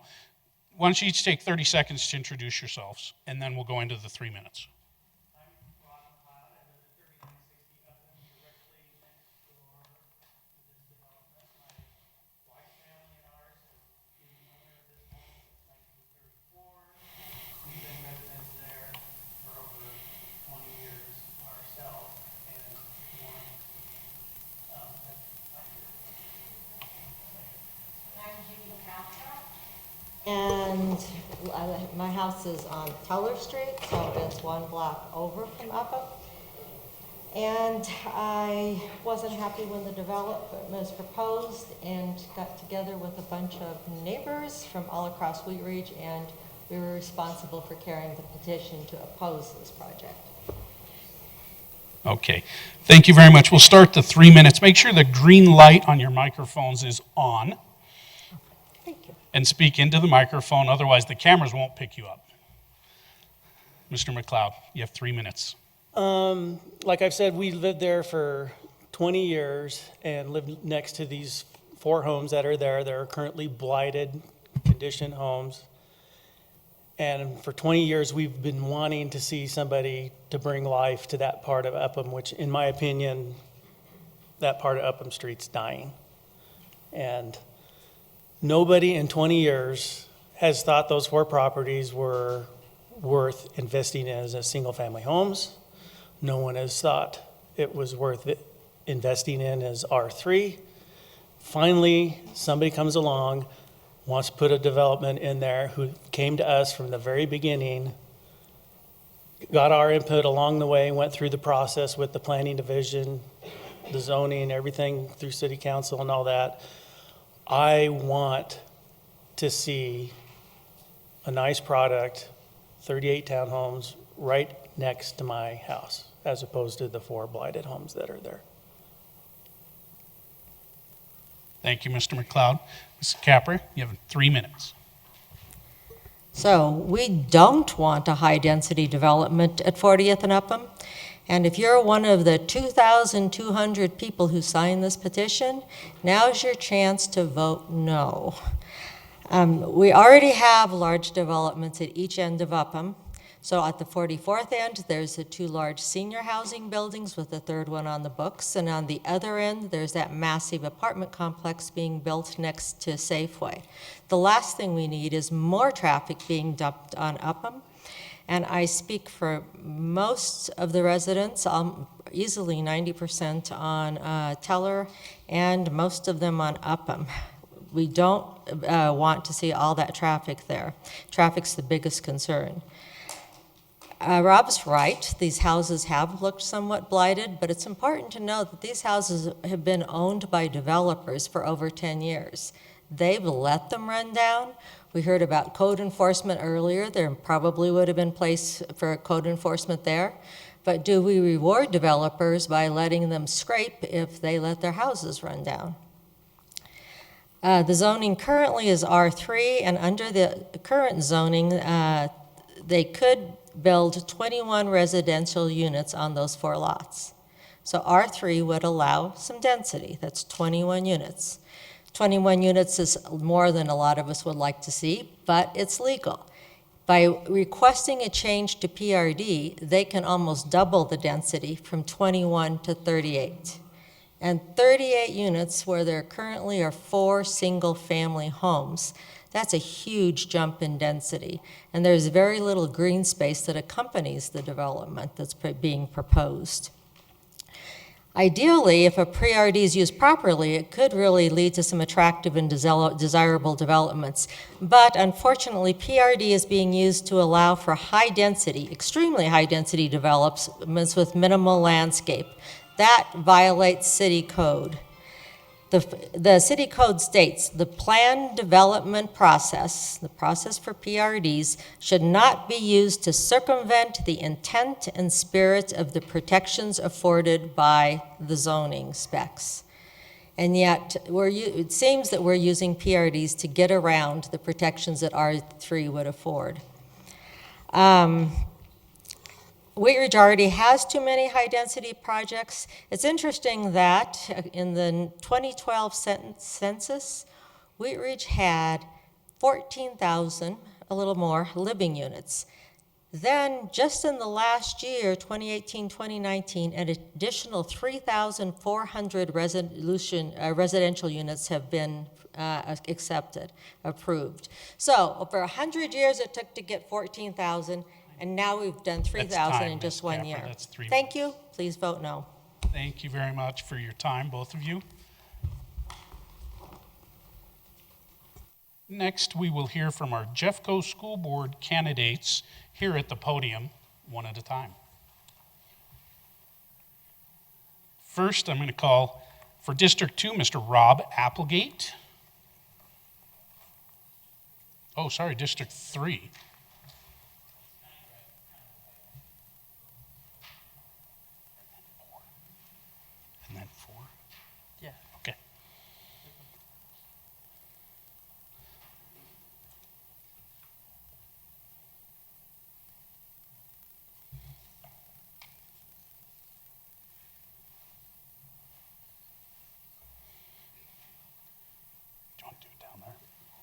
Let's do it right here. It's better right here. Right here, sorry. Thank you. All right. Thank you, everyone, for being here. Thank you for everyone that's watching at home, including my 2 kids. Hi. My name is Rob Applegate, and I'm running for Jefferson County Board of Education. I have 2 kids in Jeffco schools. My oldest went through Welchester Elementary and is now in the iSTEM program at Bell Middle School. My younger son is in his 2nd year at Norma Anderson Preschool, so I will be invested in Jeffco schools for many years to come. I was raised by a single mom who worked 2 jobs, sometimes leaving work before I was up, and often coming home after I had fallen asleep. I started working at 14 and wasn't even sure if I was going to go to college, but fortunately found the Colorado School of Mines, where I earned an undergrad in engineering physics and a PhD in applied physics. With that background, I know how to do research. I look at all sides of the issues, and I come to the best outcomes. I served as the Watchdogs coordinator at my son's school. That's a program that promotes positive male role models like dads, uncles, grandfathers into the schools. And I was a member of the PTA. I served on the Golden Schools Foundation, which is a nonprofit that supports the Golden area schools. With Stober being my neighborhood school, I was upset when the district began talking about closing the schools. I was surprised when I saw my own neighborhood school in Pennington on that list. Pleasant View Elementary, a Golden area school, was the only school that was ultimately closed. Pleasant View was a Title I school with over 65% free or reduced lunch and was in a much less affluent area than some of the other schools that were on the chopping block for closing. In a community where stability may be hard to come by, Pleasant View was a foundation for those parents and those kids. Some of those parents were in similar situations as my mom was and would not have been able to take off work and rally to save their school. With the moratorium on school closures lifted, this is something I am deeply concerned about. In addition to school closures, my priorities for the school board can be broken down into ABCs and 1, 2, 3s. I've got that also on my, my pamphlets outside and on my website too.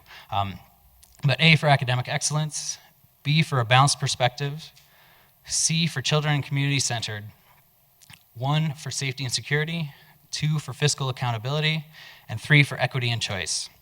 Again, these priorities are explained in greater detail on my website, applegateforjeffcokids.com. I always seek a balance and will work to gather input from all stakeholders in the community. Educators, administrators, support staff, students, parents, and the 70% of Jeffco households that don't have any kids in the school system. All voices are important and add value. I came from modest means, and a strong public education was a key to my success. I've served on nonprofit boards with a focus on arts and education and plan to bring this experience as well as a logical and balanced approach to the school board and will actively reach out to all sides on the issues. I'm asking for your vote, so please vote Rob Applegate in November. Thank you.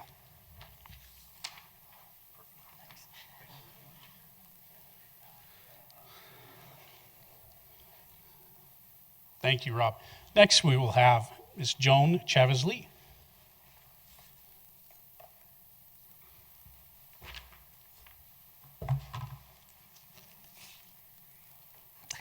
Good evening. Thank you for the invitation to speak to you tonight.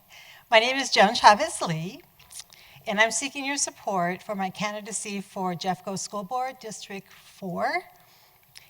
Just to remind you, it's a county-wide vote, even though we represent certain districts within the county.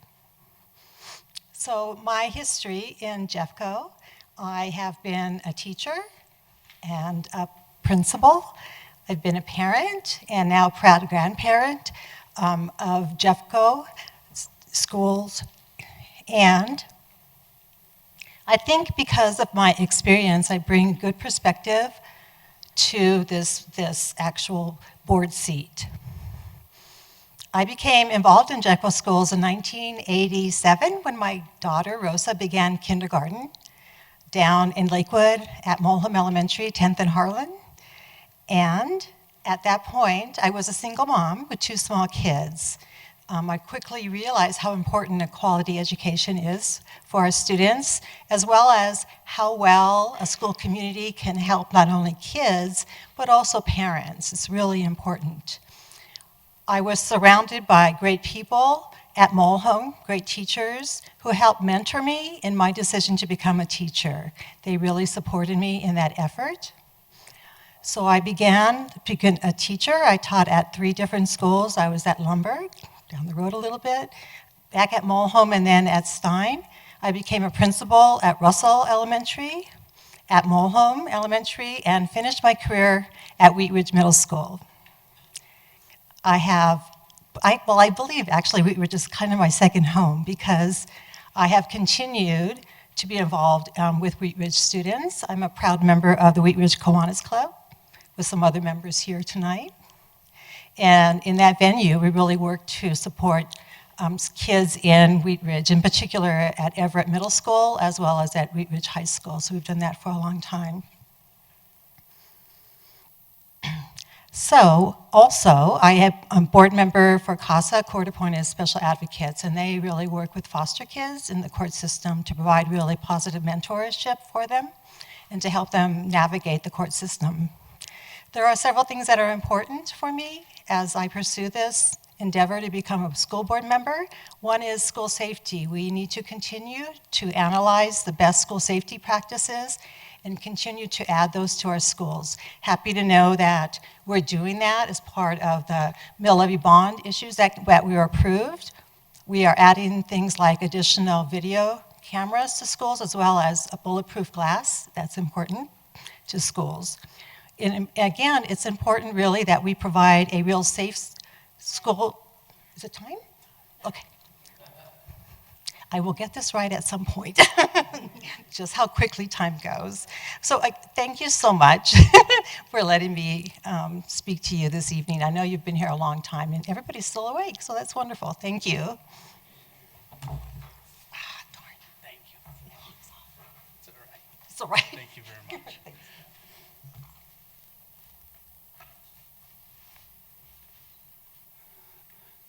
Thank you. Next, we will have Miss Susan Miller.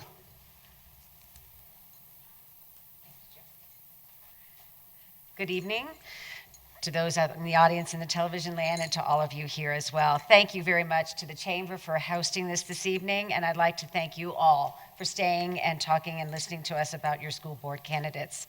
So just a little bit about me. I have 4 children that navigated Jeffco schools, including Kiffin Elementary, Creighton and Evergreen Middle Schools, and Lakewood and Wheat Ridge High Schools. And I have volunteered. Among other roles, I've chaired the Wheat Ridge High School Accountability Committee, been president of its PTSA, and served on various school and district committees. For 6 years, I was also president of Jefferson Association for Gifted Children, where we engaged in nonpartisan, evidence-based advocacy for gifted, as well as our twice exceptional special ed students at the district, state, and local level. In addition, I've spent a majority of my professional career in the world of public finance. I began my career at Standard & Poor's and moved into banking.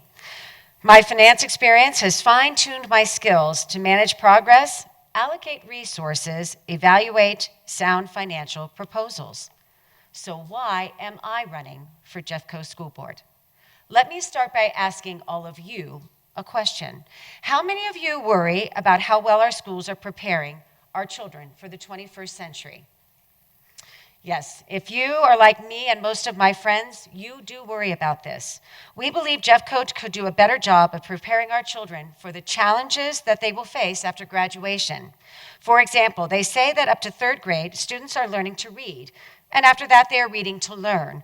So how are our kiddos doing in Jeffco? In Jeffco last year on 2019 CMAS, 75% of our 3rd graders that were eligible for free and reduced lunch did not meet state literacy standards.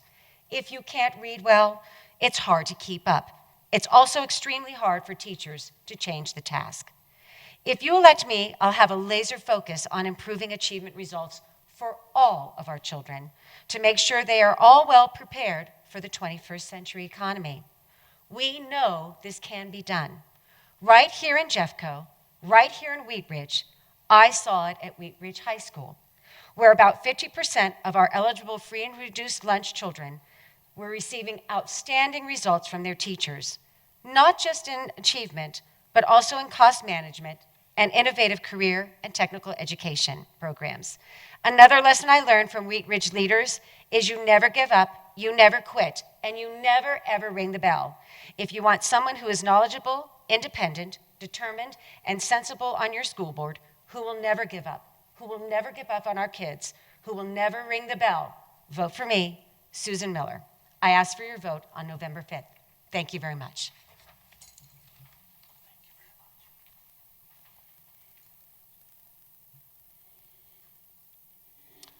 I have 2 kids in Jeffco schools, so I certainly thank you all for joining us here today in Wheat Ridge, and good luck to all of you in November.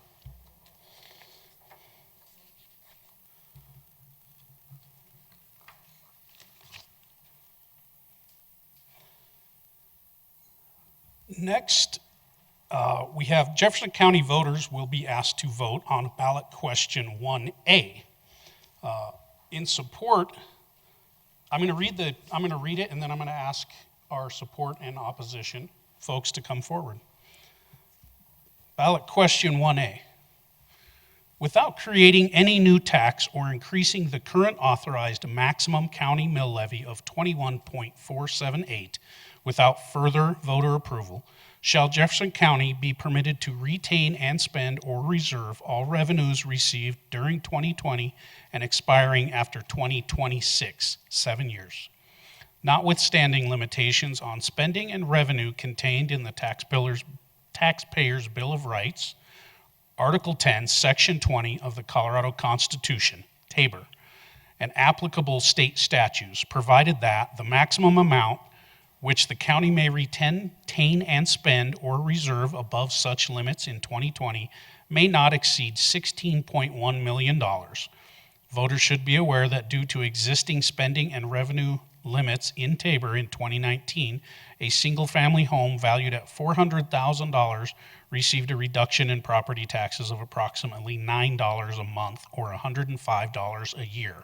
And shall the county be permitted to retain and spend or reserve, beginning in 2027 and thereafter, an amount of county revenue that exceeds current spending and revenue limitations, but is no greater than the excess local revenues cap, which continues to limit future growth as provided in Resolution Number CC 19-270, provided that any non-property tax revenue received in 2027 or thereafter may be retained and spent or reserved, notwithstanding limitations on spending and revenue contained in the Taxpayers' Bill of Rights and applicable state statutes, and shall such revenue be used to fund the cost of county government for providing the safety of the public, including maintaining adequate jail beds, staffing the district attorney's office, adequate patrol personnel, and wildfire mitigation, maintaining roads, bridges, and other new transportation improvements, preserving public facilities and infrastructure, including building security and maintenance, and providing services traditionally offered by Jefferson County and other Colorado County governments and statutory required services. With such spending to be reviewed and decided upon by the duly elected Board of County Commissioners as part of the annual budget process. That is the text of the ballot question. I would like to ask Mr. Jimmy Dixon to come speak in support of question 1A. You'll have 3 minutes. At 30 seconds, Ms. Vitale will wave a yellow card, and when your time is up, she will wave a red card and say time. Thank you guys for the opportunity to speak on this important issue. I'm a Jeffco resident. I believe in yes on 1A for many reasons. As many of you know, Tabor was put into effect in 1992. I was born in 1989, and I know for a fact that basically my entire generation, we've gone through our entire lives without an adequately funded system. And that's for the state, but for county-wise, this is really important. Jeff Schrader, our sheriff, has been going around talking about this issue as much as possible. He's going to have to close down 288 beds in the county jail if this does not pass, and then shortly after he'll have to close another level, around 300 beds. These aren't low-level offenses for the most part. These are felons that would he'd basically have to let go. The other thing to think about is wildfire. You guys may not have to deal with that here in Wheat Ridge, but you still have to deal with the repercussions of those type of things. Our Jefferson County area is prone to some of the, basically right now, some of the most overgrowth when it comes to wildfire mitigation in the entire country. It's an extremely high-risk area, and it affects the whole county if there's big fires, just like we a little scared about the fire that happened in Golden the other day, but making sure that we have the resources to go up there and do as much fire mitigation as possible because a huge fire is going to be rougher to our economy than even Tabor. So other things to think about is that longer wait times at the DMV. We know that we wait long enough at the DMV. We don't need any more of that. Roads and bridges. Our county roads and bridges are dependent on this. So essentially, we're going to have a $16.1 million shortfall next year if this does not pass.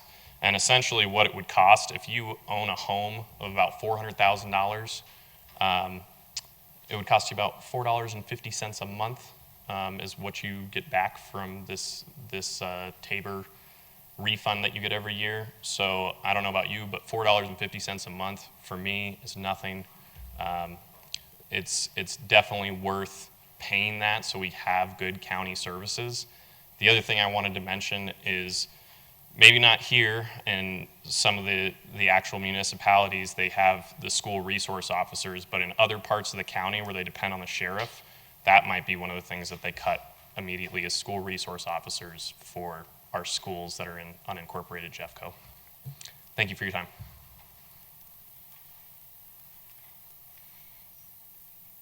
Thank you, Mr. Dixon, for your time.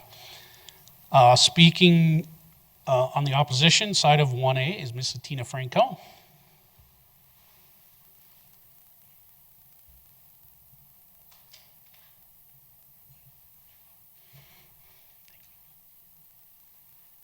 Well, good evening, Wheat Ridge. I'm Tina Francone, former RTD director, former Jefferson County Commissioner. Thank you all for being here tonight. I know it's been a long evening. I won't take all of those 3 minutes on this important issue. I'm going to urge you a no vote on this Jefferson County Proposition 1A. It's just bad policy. You know, our county commissioners and our county government has said there's a budget crisis with no articulation of what that crisis is. There's been no showing of cuts. In fact, a careful study of the budget year after year after year after year shows a steady increase in the spending in the county. Nevertheless, we're told that the budget crisis will negatively impact our public safety. Sheriff Schrader will be forced to close 2 floors of the jail and releasing hundreds of criminals out onto the street. Now, I don't know about you, but I know Jeff Schrader personally and professionally. I don't think that's happening. I don't think Sheriff Schrader would let that happen. In fact, Jeffco Sheriff's #1 job is to maintain public safety and to make sure that we, the public of Jefferson County, are safe. I think that's their job #1. But what's so misleading about this ballot language is that if it's true that there was a budget crisis, and the basis for that crisis has a critical impact on our public safety, on our sheriffs and our law enforcement and our DAs, the language of this measure doesn't guarantee that those entities get 1 dime. If you'll read that carefully, you'll see that it articulates 4 categories of spending, but it doesn't guarantee that the most critical of those, our public safety, is going to be funded as they request. This ballot measure has support of a lot of big names in the county, a lot of important people. But I urge you to read that language. I trust that you can read that and you can see for yourself that this is bad policy. This is the wrong solution to a question that has really some negative and really some very dangerous unintended consequences if we vote yes. So I'm Tina Francone. I thank you for your time tonight, and I'll urge a no vote on Jefferson County Ballot Proposition 1A. Thank you so much.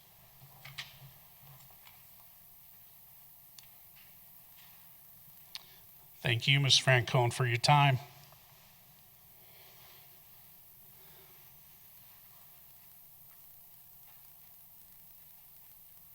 And finally, for the entire state of Colorado, we have 2 propositions named CC and DD. Do we have support and opposition for both? All right, our rules state that I, as the moderator, will read from the Blue Book. I'm going to read the ballot language and the pro and the con. Proposition CC is named to retain state government revenue. And the text reads, without raising taxes and to better fund public schools, higher education, and roads, bridges, and transit within a balanced budget, may the state keep and spend all the revenue it annually collects after June 30th, 2019, but is not currently allowed to keep and spend under Colorado law, with an annual independent audit to show how the retained revenues are spent.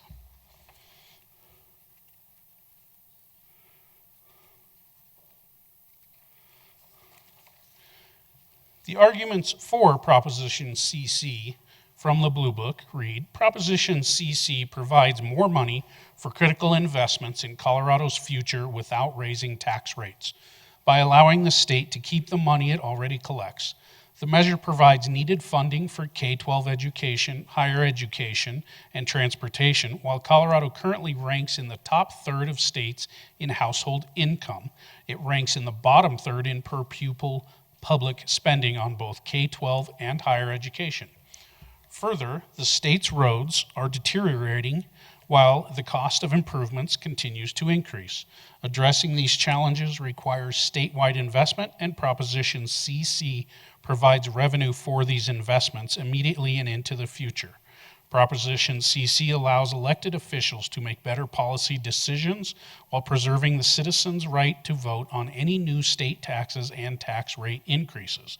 Because these tax increases will still require voter approval, if the measure passes, state government spending will remain limited. Proposition CC simply allows the state government to keep the money it already collects.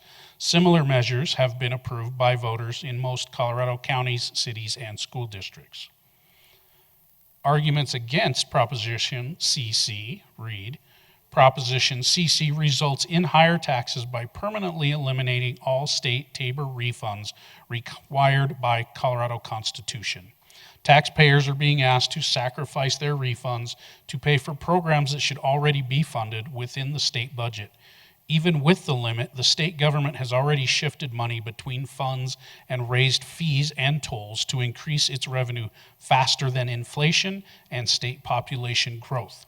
Proposition CC will cause government to expand at an even faster pace. Proposition CC continues to erode taxpayer protections in the Colorado Constitution. Instead of asking voters for permission to keep specific amounts of money collected above the revenue limit each year, the state government is asking voters to give up refunds of unknown amounts forever. The measure broadly directs where the new money will be spent, but the specifics can be changed in the future without voter approval. Further, while spending this new money for education and transportation, the legislator could redirect existing funds to any other purpose.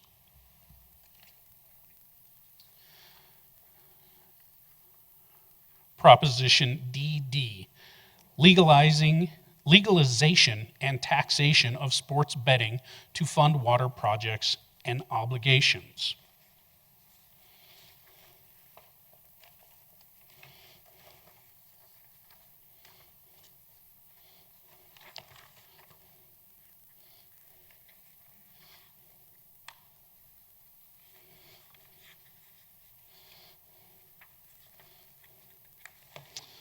Proposition DD, legalization and taxation of sports betting to fund water projects and obligations.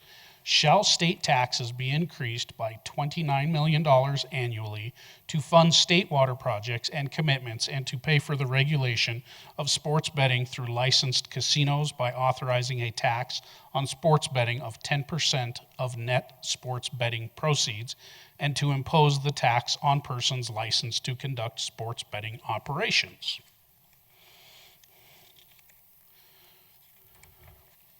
The arguments for Proposition DD. Water is a scarce resource in Colorado, and demand will continue to increase as the state's population grows. Colorado's economy and way of life, from urban cities to agricultural communities, will suffer if the state cannot meet its water demands. Revenue from taxes on legalized sports betting would provide much needed financial support to protect the state's water resources.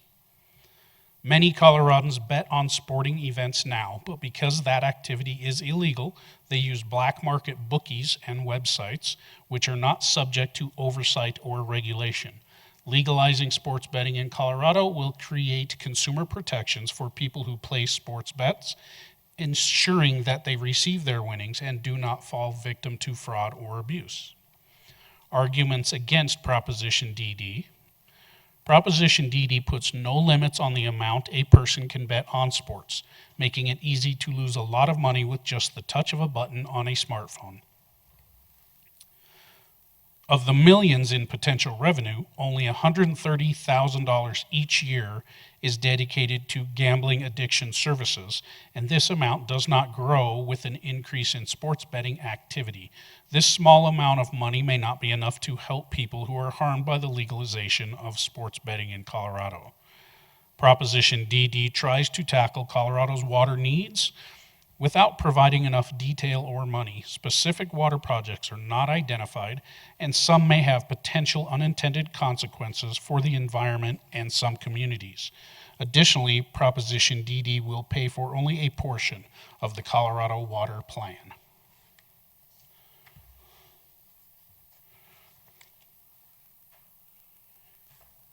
That concludes our program for tonight. I want to thank everyone for coming here tonight, especially the candidates and the speakers, and remind you all to vote in the upcoming election on November 5th. On behalf of the Wheat Ridge Chamber of Commerce and the City of Wheat Ridge, I'm Joe DeMott. Thank you so much for joining us, and I hope you all have a great night. Thank you.